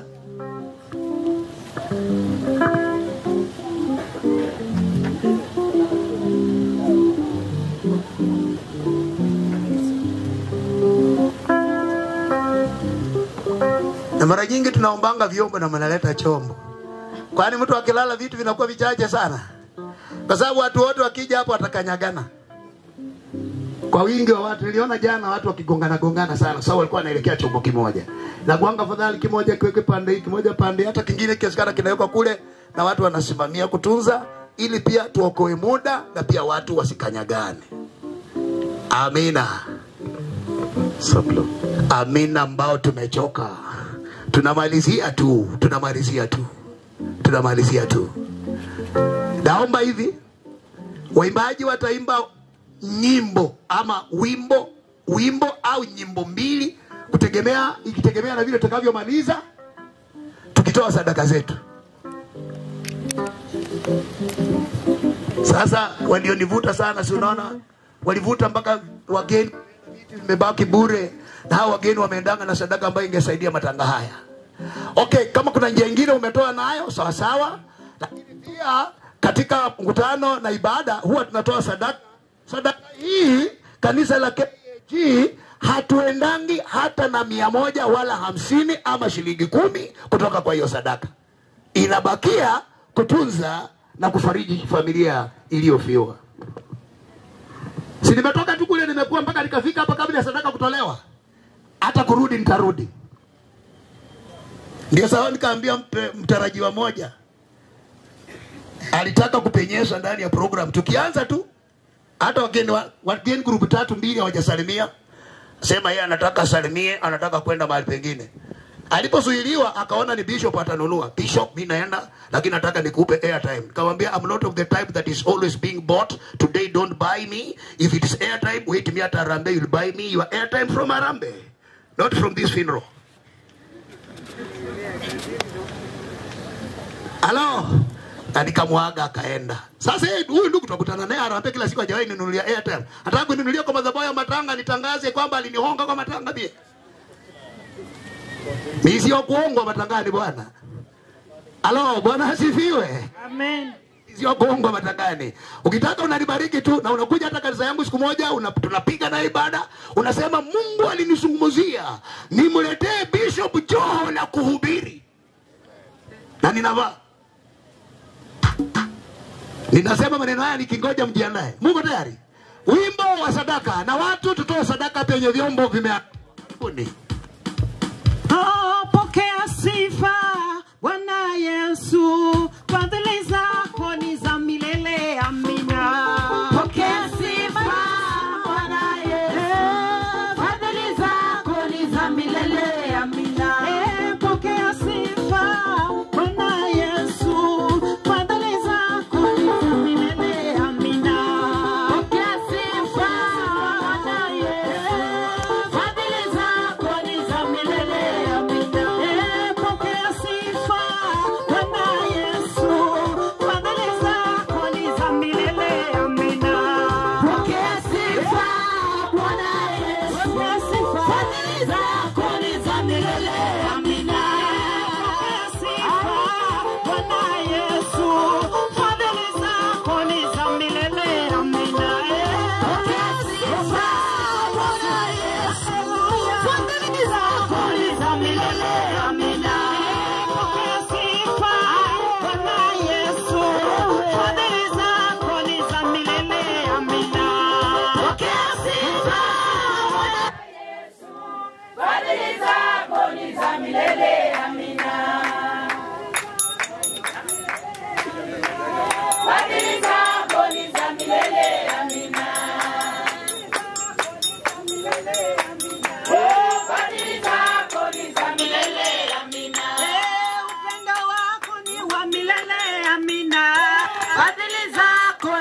milele, amina.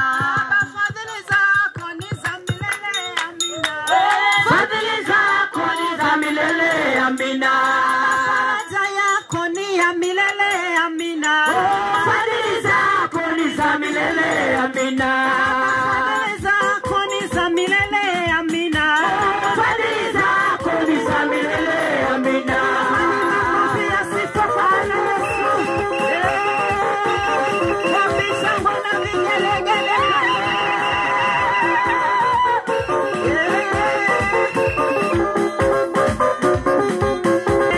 Fadhili zako ni za milele, amina. Fadhili zako ni za milele, amina. Fadhili zako ni za milele, amina. Fadhili zako ni za milele, amina. Fadhili zako ni Ruhusa ya kutoa sadaka. Fadhili zako ni za milele, amina. faraja yako ni ya milele, amina. Fadhili zako ni za milele, amina. Faraja zako ni za milele, amina.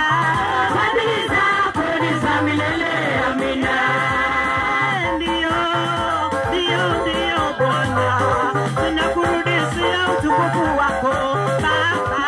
Ndio, ndio Bwana, tunakurudishia utukufu wako Bwana. Ndio Bwana, tunakurudishia utukufu wako Baba. Tunakurudishia utukufu wako Bwana.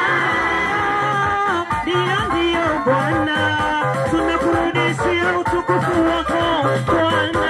Ndio, ndio Bwana, tunakurudishia utukufu wako Bwana. 2, 3, 4, Jesus. Asante watu wa Mungu ambao tumeanza nao, mmekuwa wasikivu, mmekuwa watulivu mpaka penye tumefika. Nataka kuleta area Liguru. Area Liguru.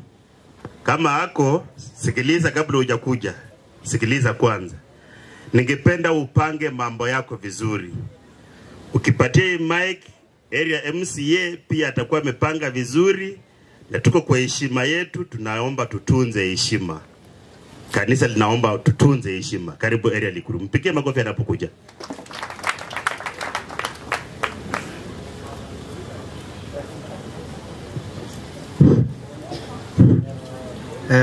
abafuirirwe nalala ndabetsera okumasika wahera khane efwe mara sindabolakho elindi tawe ndakhasaba mbwe abana bamaremo mbara Benson bakhwere shilaro esho neshilaro esho manyire ngoshichesia mutirane mbe shinde shilalangala mama bere olakholakho eshindi lwanyi olekha basho ta mube nende bulala bwa mama muleshere nabwo khuli alalangala khubetsanga mburio muno sindatsia ndamaji ta ndakaribisha mwami chief karibu.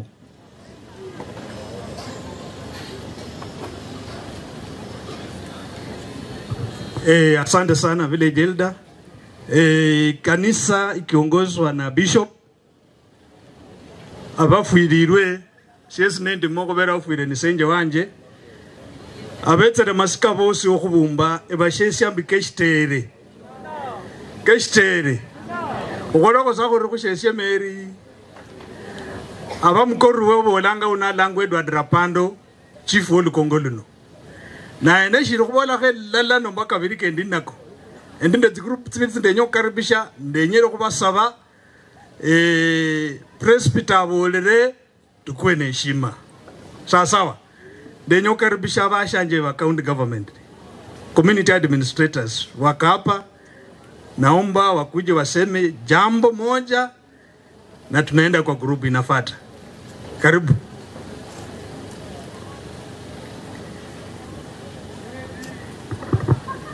Asante chief. Kanisa takatifu la KAG tunashukuru kwa ibada maalum ya mama yangu Mary Ogola. Majina naitwa Fred Shikuku. Nasema tu pole kwa familia ambayo imefiwa. Na tunaweza kuwa pengine na another kutoka nje ya Kakamega County pia kama hako anaweza pia kuja. Niko na mwenzangu hapa atasalamia pia.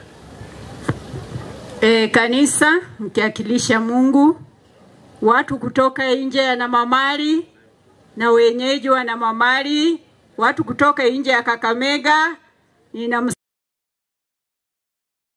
nataka niseme asanteni sana kuja kuomboleza na sisi. Hawa tuko kwa mpaka, kwa hivyo ni kama ndugu zangu na kusema mengi. Ninaitwa Rose Mahupe, mimi ni community administrator Indechero. Asanteni sana. Karibu mwenzangu. Bwana Yesu asifiwe. Mimi ni mtawala wa jamii wa gatuzi ndogo la Butere, wodi ya Marama Kaskazini kutoka Bushitinji. Nimekuja hapa kuweza kuwaliwaza wenzangu ambao wako hapa, na sina mengi manake mengi tayari yashanenwa. Asanteni. Asante. Vine tena. Familia na waombolezaji wote mjambo. Kwa majina ni Ada Nasengo, Community Administrator Marama North. Poleni. Asante. Hawa ni wenzetu tunafanya nao katika kaunti ya Kakamega. Sitaongea kuhusu maendeleo ambayo imefanywa na kaunti. MCA ataongea mengi kuhusu hayo. Asanteni sana. Asante chief. Romno, hao ni wenzetu wa county government na tunajua tunaserve mwananchi yule yule. Nataka kuchukua fursa hii pia kukaribisha wenzetu wanasiasa, na ninataka kualika person elected politician ambayo wako hapa akaribishe wanatamani kumnyang'anya, awakaribishe watu wachie mafuta. Lengo letu ni kusema pole na tunafanya pamoja na kila mmoja. The area MCA na mkwako lipesa ni manyire wanavenyo kwa mafura. Malai, karibu.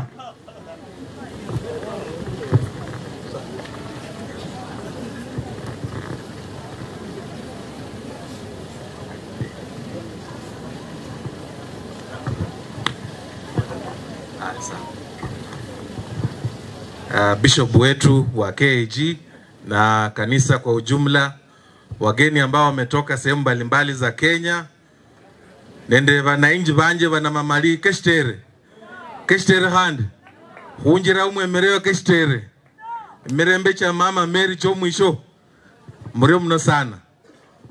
Kwa wageni, majina naitwa Boniface Mabuka, Anyanyi area MCA wa hii ward ambapo penye mko, na nawakaribisha kwa harusi ya mwisho ya mama Mary.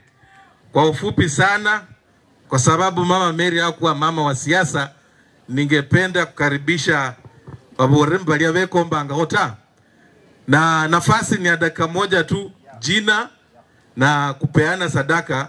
Wakati wa siasa ni 2027. Esemwene shiromu lamu oleta 2027 kupa siasa nawe. Kwa hivyo kama uko na uko na sadaka, njoo utusaidie kwa mafuta. Karibuni.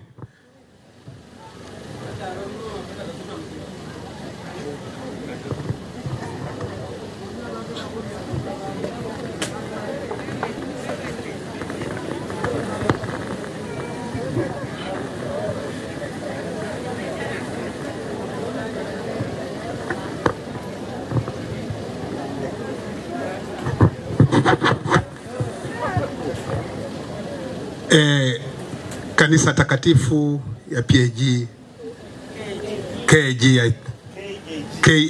Thank you for corrections. Wenye wamefiwa, wale majarani, wageni, abashtete, bakolwe, bosi ndabetere. Bwana asifiwe. Bwana asifiwe tena. Mimi nitaenda kwa haraka kwa sababu ya muda. Kwa majina ninaitwa Patrick Ondaso. Mimi ni mkaaji wa hapa, na kwa siku ya leo rafiki yangu amesema tusiongee siasa, lakini kabla sijaenda, ningependa tu kunena jambo moja lenye nimeambiwa jana. Na bandu wefu wabona mshikora shatola. Shikora shatola wina. Shikora shitole. Shikora shitole umwiho. This one is my cousin. Ni ndugu yangu mpendwa. Omudi ambolele mungolobe just to correct. Mbo mwana wefu kwaula sesi nende monda mwaula bandu wefu ne msiye wanje enjamire endobere ne msiye wanje kudwisa ino sinabwene nende ishida paka kole shina lakini umundu ndiye teni ambola bwana efu olumulai khani nyasa khonye ochende nolo malumanga khuli khwalala kabiri mwana efu bambolere mbu nuwa khamala masika nomba nuwa khachenda khubulekeno olabura ko inange ngomuchentawe tiaho mulwanyi sikasindiwe khalo kata tsinyanga tsitaru nolenjera abantu biyera na mamali yenere bambolere baryo babole mbwe mureke bije sembe ngorektango mwana efu embe ngorektango mwana efu bandu bepana mbwe munyasi njo motawe neri kwale muisho ndiye no bandu befu eisala shumulanga shana mamali shino abantu bandi nenyama nguranga nabalolanga nikanga mbololanga tofauti yenya otie bishop akhulami lolenjeri bulei lano manye mbusiye khola hanga imbere ne sina esala sebwe MCA na mali ndio babolanga mbu one time I mistake we rulanga ne ndala ne siemanyire na already amana khola khu mheshimiwa ilimbu lazima yetse number 2 khela na nyori salam count esenga mkula sana na mbole mungolobe ndi nafasi yokulomana man the president amwedi nafasi ya kitem nation as a doctor lakini makwa kandiko mcount esema kwa ke governor sidalalo mana matawe esendi naye no mwana wefu ne babona number 1 and 2 mostly MCA na Mali ward bamalanga batena mcount lakini sisi ndalamuira mcount tawe ndalamuira Nairobi. Asanteni jameni kwa ufupi seyiro kulomalo makwa manji tawe kubera mugolo ndabenda makwa manji mwana efu ni akupresi muni ambole lomalo manga ko matiti tamwana efu nyanga ndo masa matiti ho mwene ndiano nde shilingi 1200 etenzire kulira mwitawandi akoni kasiyasa bandu befu I know there is my brother was sent me msiano efu alingu hii family muno msiano efu yakula ano kidogo ne kulondo kana nende pungufu kidogo nomba makwa kaohane yambolere mwalifu ndolanga wemere sala lano sindisilei kata iploti ese koleshere ko inange mwenya mmanyembu boniaru langao nese nyumba hangano na kanese MCA ho mulateba tabandu befu sirula kuboni nesiza kuina hondazo sinabwene nese ndu mchapakazi ate ise ndu mamu 7 ninja kwenda shawenya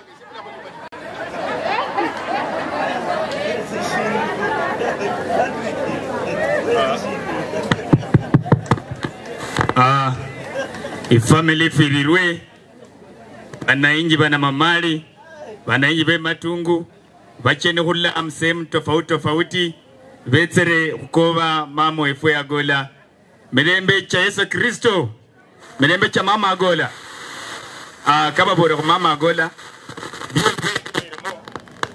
sembara diele ndro nyangino ta kubande be khala no 3/4 babura kumagona kamama uno unene mama wachiranga nokutya msukuli nekade swandira matumata no riesa boro somo male masomo katimbere mana kuitire kumulira fwesi na nge kuitire nese ndi msiasa ta ni asomia yani ndolendi paka sese mboloho pole sina bwen na bana befu denyeba borendi nyasaye yali achendanga na ishirishi malashi la kasia muodi efuno bomba sublocation mwefuno matunda kabiri na matunda kabiri ni mwanza kuichikandira kanyela kwatishira kunjira ni mala kumisi so bandu befu kusapote buongozi buruo na viongozi baruo na mutie muikhalala mutie mununie shirifu shitsule ba mama bano bachelewanga kununa ande balolanga fimosi na kununa bachelewanga kununa ni korokoro mukaloka mbakumbucheho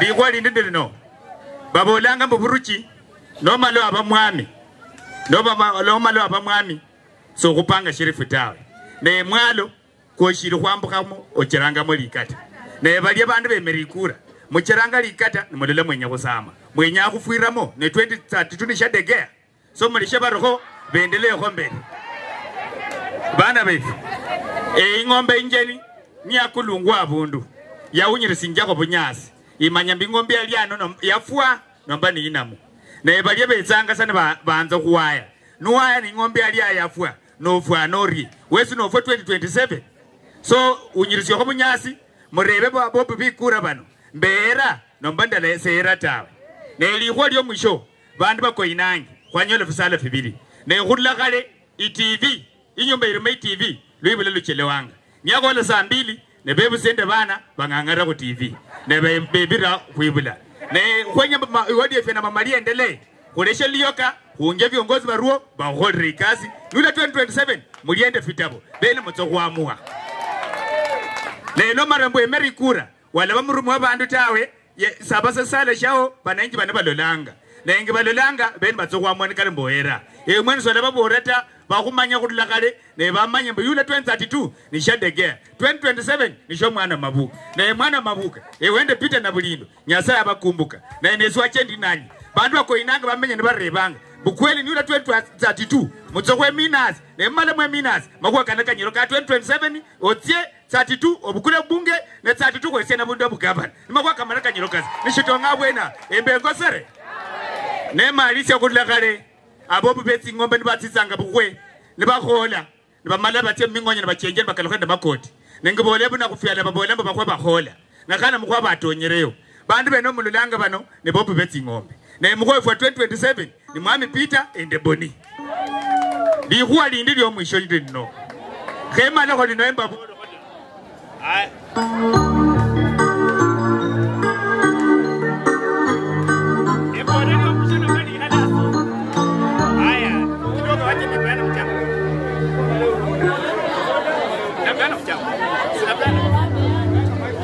Esendana mchanga kwanje sendanga sekwenda ane tokubesinde nyai kura tena kidana ko shendi nasho kumakuwa kama magoli akola danye viongozi esia kutokuchende inanywe kutoba support gefuka kwa serikali no nyole shimozi shindi kishware loko inanywe alifinde no.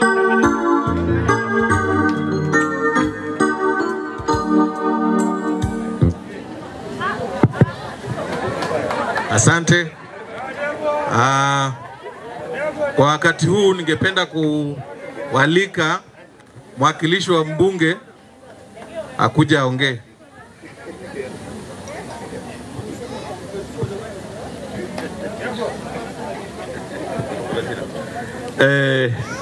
Kanisa takatifu yemironda askofu mlei sana umwami Joshua abakristo bose baliano wanasiasa wale mlembe mwezi mlemba hani ese bana kambo petwa mirere langangera hana mutesi mukaruko na indiano koma kwa kabiri dipona kwanza nzokubona ali mama ukonero uno mama Mary ni mama anje ulonda mama anje ala ngamba Agnes Shundu okudula mugoma chitechi khani mama nesi arulanga bakachenda nanga isipokuwa anyesi lumba la mungarisha kwa lwangu lumkanangasia 2014 na lumbukula mama area na balata tia nyange ndi riza kwa kutana nichiro kubana kwa mbunge ta ndiana ni viongozi abakonanga mu ofisi ya mheshimiwa na bulindo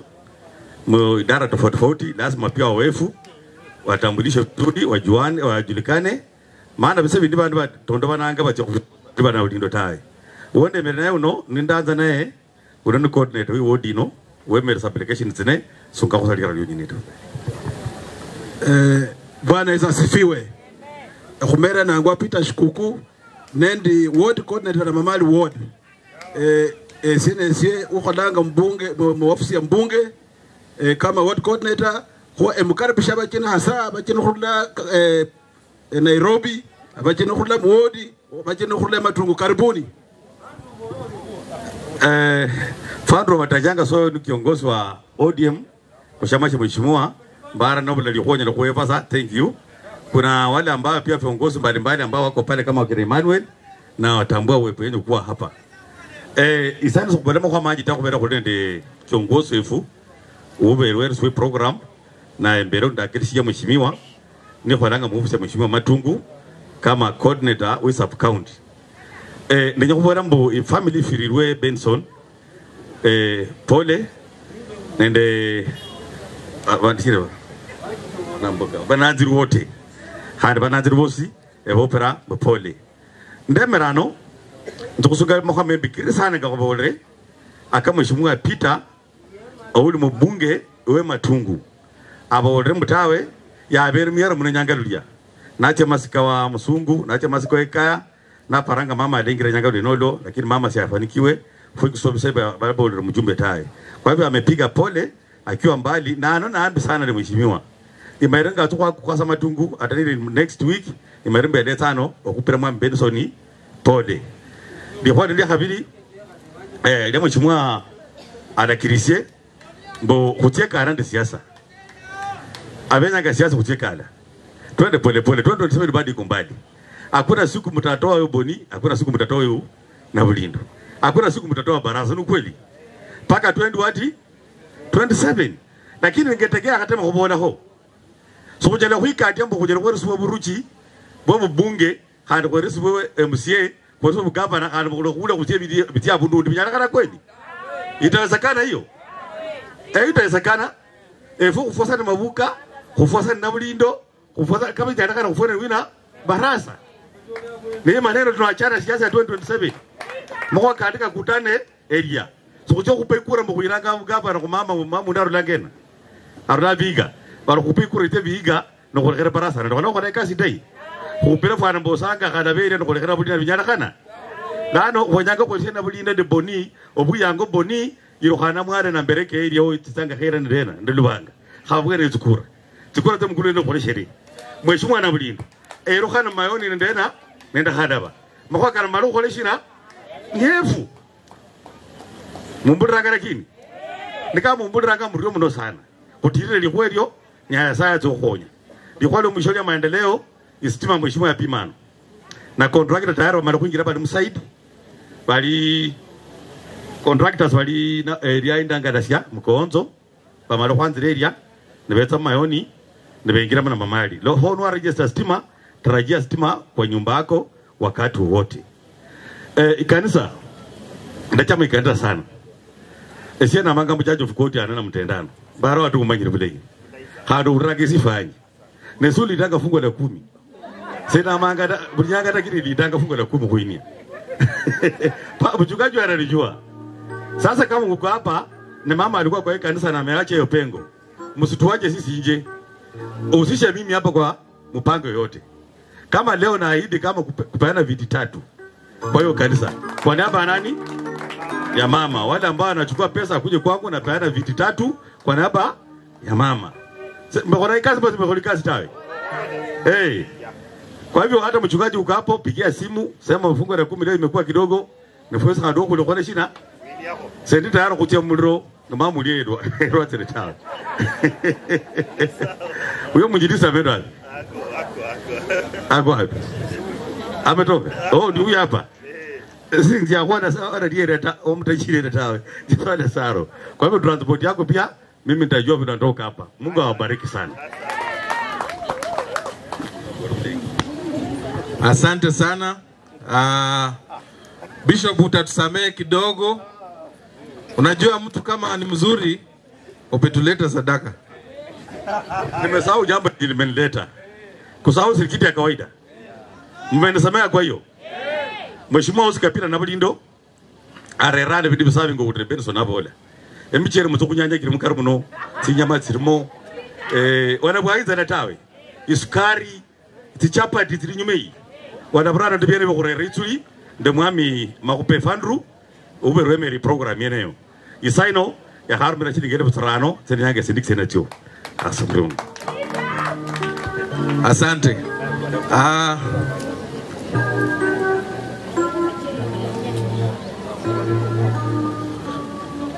mapesa kasiasa pako ubale kuore shilingi 1500 sasa kwa muda mfupi Bishop dakika moja tu pia mimi naomba kuulize huyu mama uno efokasola nangana isinda soma na Malasrim school lakini yali mchezi sana naisinda ndasola nangana niyo langa sama saka lunch na kwa samululu lakini yakuisanga mululu ubera ali na manyerembu ingo enzitsanga nditso kunyola undi pusi niko nere maika lano ngasaza batyolanga sa na chaka kuiba ya ibira na bora mwana uli mugolobe yakosera ndenya kubola ko naye niambira mu jikoni nendi yakolangi na kande ngalo mu klasi kusoma saba ali mama mulai ba mama biseno manonya la kulinga mwana washo kweli. Kwa hivyo huyu ni mama ambaye ametukuza sisi wote ambao tumekaa mahali hapa, na ni mama ambaye ametulea. Kwa hivyo tunampatia maua yake akienda, na tunamuombea Mwenyezi Mungu ambariki na amweke mahali pema. Kwa upande wa siasa, siasa inakuja 2027.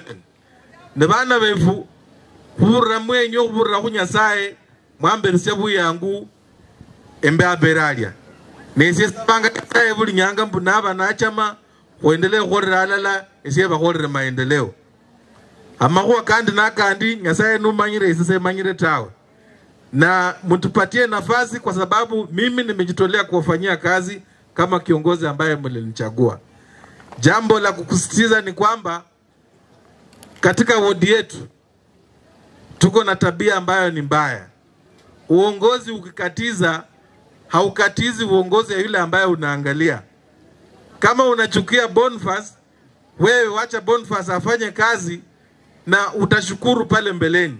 Mimi kwa agenda zangu ni kufanyia watu wana mamali kazi, na kazi ambayo mnaiona. Shule iko hapa, barabara ndio hii tunajaribu tumalize, daraja iishe, tukienda Mirero hospitali iko, tukienda Mauta tumetengeneza soko, munga hakuna maji ya na mamali Muslim itaendelea. Tukienda Lubanga kuna maji imeisha inaendelea. Lubanga pia kuna hospitali kama ya Mirere tunaanza mwaka ujao. Na hivi karibuni niliongea na governor nikamkumbusha kwamba ingawa mimi ni mjumbe wa Namamali, lakini kuna soko yetu ya Koyonzo. Hii soko inasaidia watu wote wa Koyonzo na Mamali na Busia. Si hii soko ni ya kila mtu. Na simuona kazi imeendelea kwenda. Si imeanza kujengwa tena. Kitu ya kuhakikishia kwamba governor amesema ya kwamba hiyo soko itakamilika kabla tuende kwa uchaguzi. Na mimi kwa kunyenyekea nafanya karibu na yeye sana. Na hii ndio mambo mlinituma kwenda kusukuma ili kazi iendelee. Na tena vile nimesimama hapa, governor amenituma, ameniambia ukienda nyumbani upeleke mafuta na ufariji ile familia ambayo imefiwa. Amekosa kweli? Niko na mchango wa governor shilingi 10,000 ambayo nitaweka hapa. Na mimi mwenyewe hii ni familia, na kwa sababu huyu ni mama ambaye alinilea, siwezi nikatangaza, lakini najua kwamba familia tuko pamoja, sisi ni watoto wa nyumba moja na tumefanyia pamoja. Kwa hayo mengi, Mwenyezi Mungu awabariki sana, omami urumno sana. Aya urumno. Esie denyo kumala ndo kubola makwa kidogo. Jambo langu la kwanza nataka kusema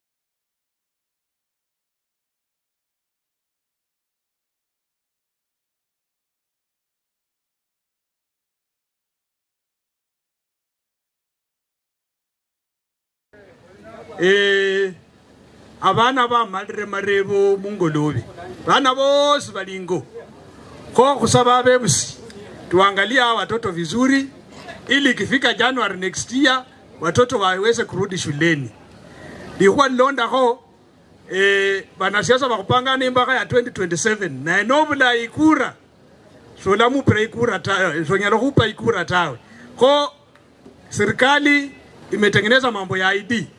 Balipishie nje 300 shillings abana bayako kutita vitambulisho. Lakini saino ne shikaya.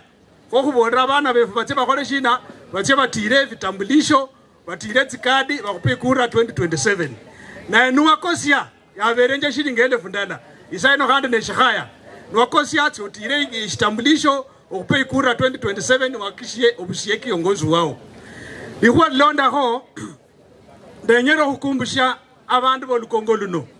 Kulinende ikhabi ngala mheshimiwa yakabola ho kulinde viongozi ambiano kulinde area MCA kulinde area MP kulinde governor ndenyero kubasa kunje viongozi bano mukhono bamale ikasi yabo yula 2027 kumupala kosia na efwe kama viongozi kuikomba kulakosa ubuyangu bunota kubera bukhonya mama munjiro mulembe na likuwa libao lyosi yosi likwenyefa kama viongozi mkupile simu kunyole kukodeli huwero amasika kaweli munjira indai mrio mno Nyasaye abetse kabi.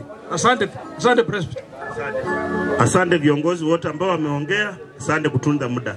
Tunaleta wa kusoma biology, alafu neti siwe tayari, alafu mwili upinduliwe, tuweke neti upinduliwe, wenye neti wapange huko nyuma, mwili upinduliwe vizuri, na wanaume ambao wako karibu na sisi wa biology anapokuja mwili pia uwe unapinduliwa vizuri. Waneti pia wao wamesimama ange, tufanye kazi hii kuimaliza. Waneti ni wana wamesimama nyuma, mwili umepinduliwa. Kanisa wakusoma biology. Biology, karibu.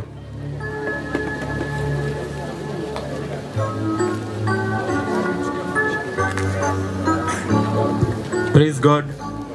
Praise God again. I'm Bradley Maloba, the son of Nicholas Eondo. Praise God.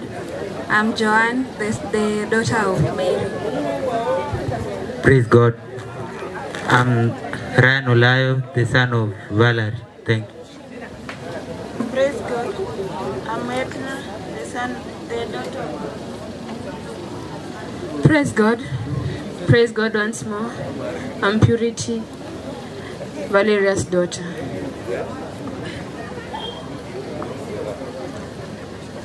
All protocols observed. Good morning.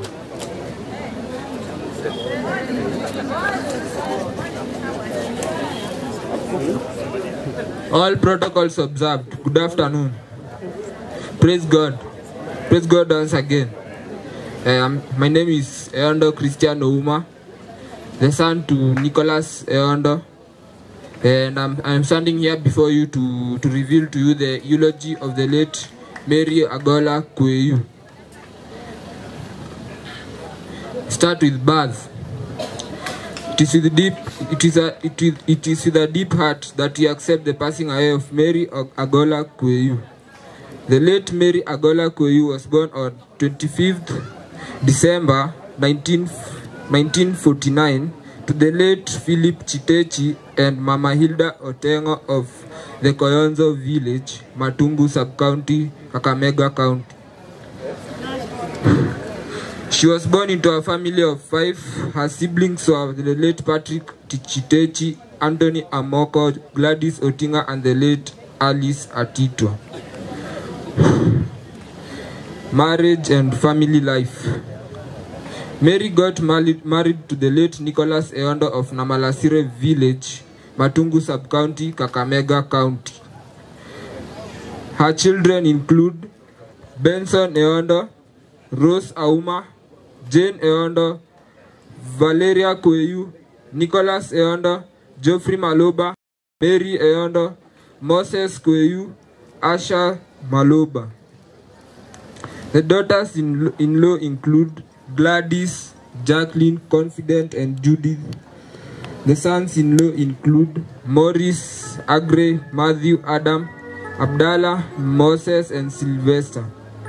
She had 67 grandchildren and some great-grandchildren. Social life. Mary was a social person who supported social causes in society. She was a dedicated businesswoman, and at times she lived in Buru in Mumias West sub-county, where she dedicated her business. Mary was so enthusiastic about the well-being of those around her and supported them in life progress in whatever way she could. Sickness and demise. To deteriorate due to road accident. She was in and out of the hospital home care. In November 2025, her condition worsened and she was rushed to Kenyatta National Hospital, where she succumbed on 10th November 2025.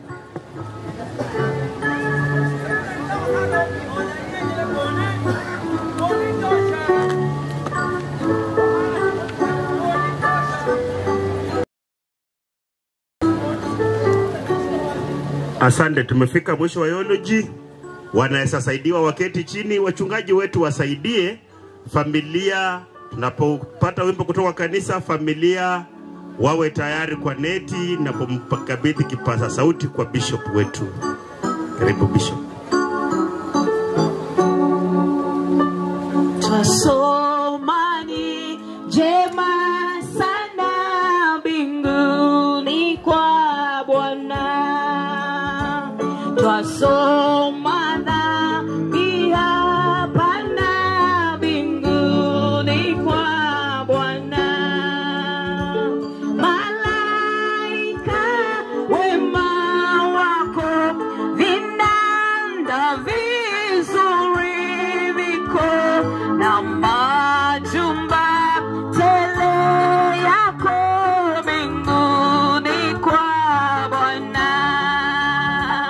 Malaika wema wako vinanda vizuri viko na majumba tele yako mbinguni kwa Wachungaji wetu wamesimama. Walio na neti waende kule nyuma, tunangoja hizo neti na maua. Lakini tunaanza na neti kwanza. Walio na neti kwa ajili ya Mama Mary tunawangoja kule nyuma kwa wachungaji. Siku zote mchana nchi ya raha, wala machozi hapana nchi ya raha. Waliokoa mbona uso wa Mwokozi, tena jua jingine hapana nchi ya raha. Waliokoa mbona uso wa Mwokozi, tena jua jingine hapana nchi ya raha.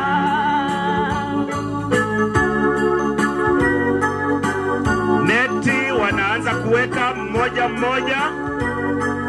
Wanaanza kuweka neti mmoja mmoja. Msafara wa neti umeanza. Wapewe nafasi nzuri, wanapomaliza watapita mbele kuachilia nafasi ya nyuma pia.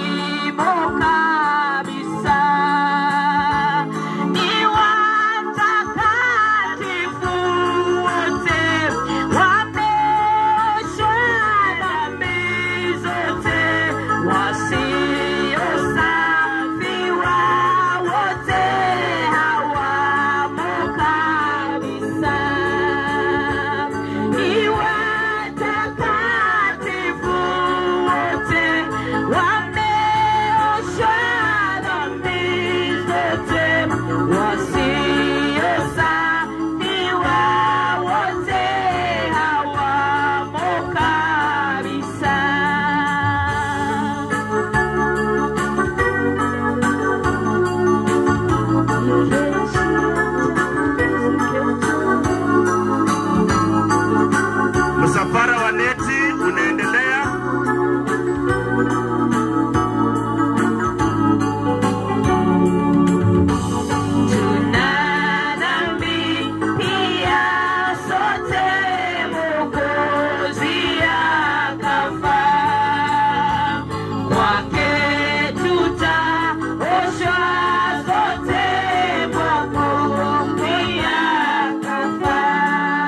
Msafara wa neti unaendelea.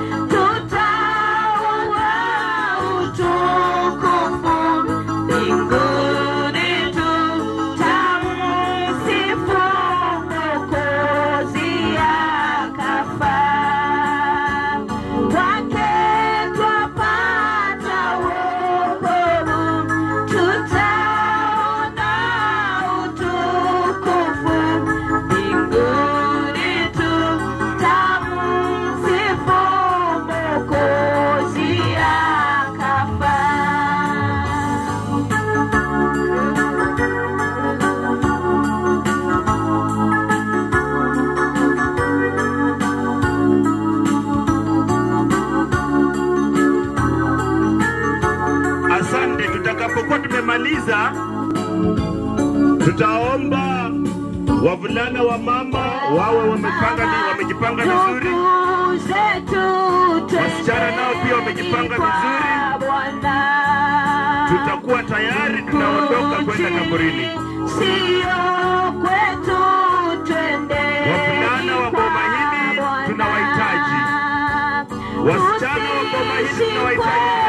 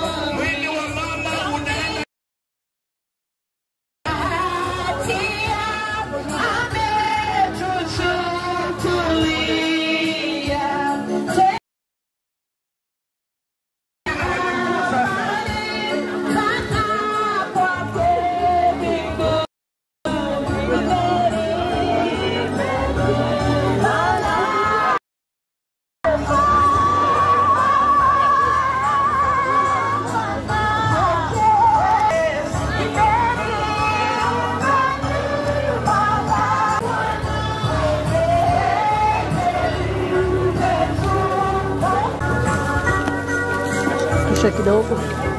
Songa, songa. Kidogo, kidogo.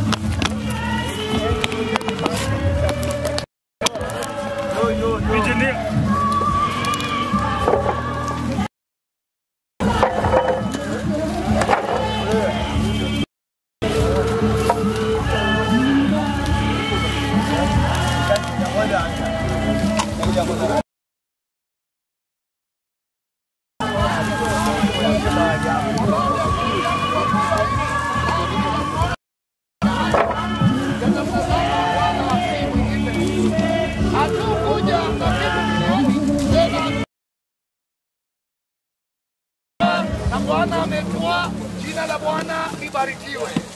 Songe kando watoto.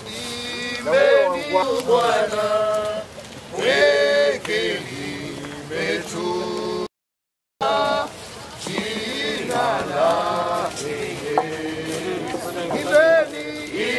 Imbeni malaika. Kupitia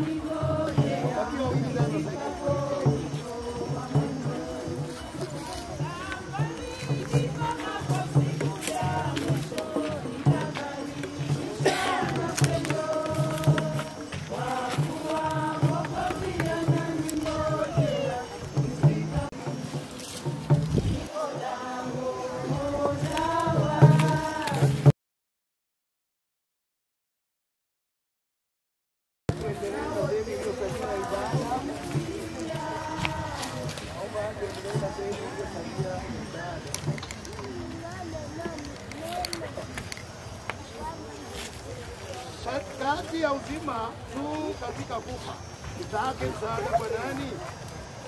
Ila kwako wewe Bwana, ambaye kwa kuchukizwa na dhambi zetu. Lakini Bwana Mungu ndiye mtakatifu, Mwokozi mtakatifu, mwenye rehema nyingi, usitutie katika mauti. Wasijua Bwana yazibe masikio yako rehema, napokuomba Mungu Mwenyezi, Mwokozi mtakatifu, mwenye rehema, mhukumu mwema wa milele. Saa yetu ya mwisho usituache katika mauti, waliondokewa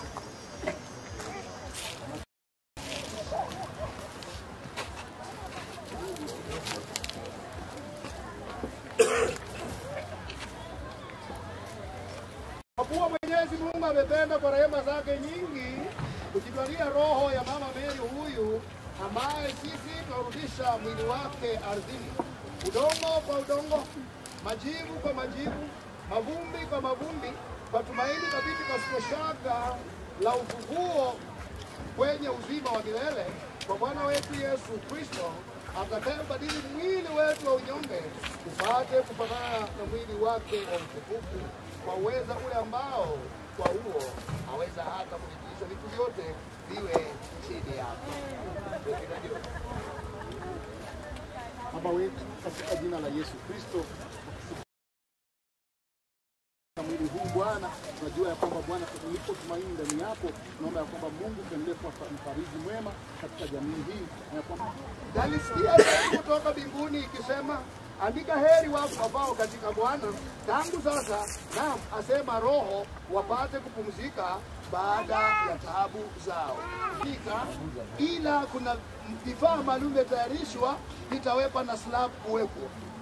Kwa hivyo wakimaliza kuguza, waimbaji muwe tayari, na wote walio na maua kaburi soka. Baada ya kumaliza kujengwa, maua yale yatawekwa. Wale hawana maua, songa nyuma.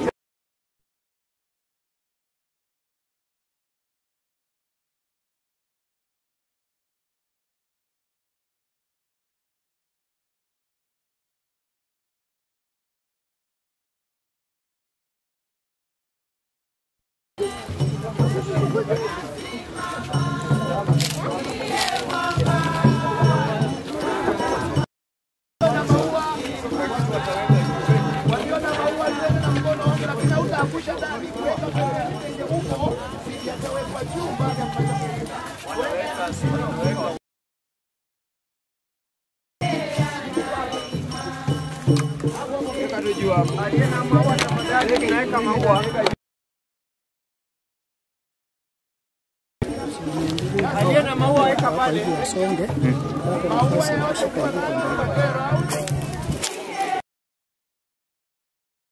Kisha weka maua, unaomba usonge nyuma tena.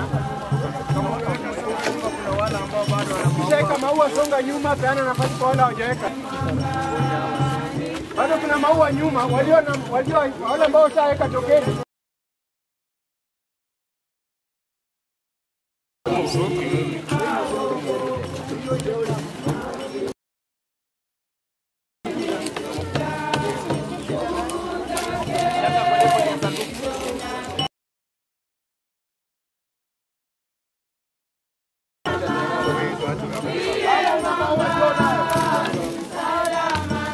Iwapo ungali na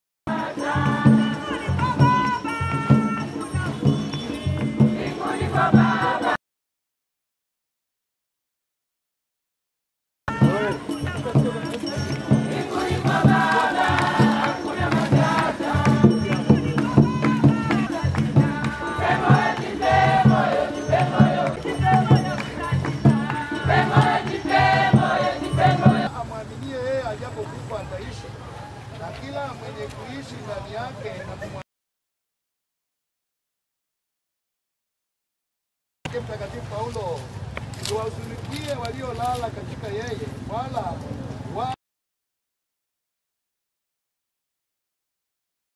kwa unyenyekevu. Baba, utufufue na sisi toka mauti ya dhambi kwenye uzima wa milele.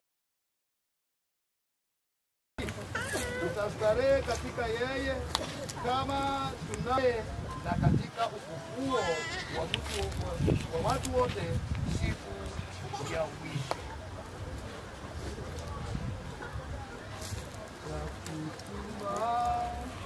Hii sina ila damu yake Bwana, sina wema wa kutosha, dhambi zangu kuziosha. Haya kwake Yesu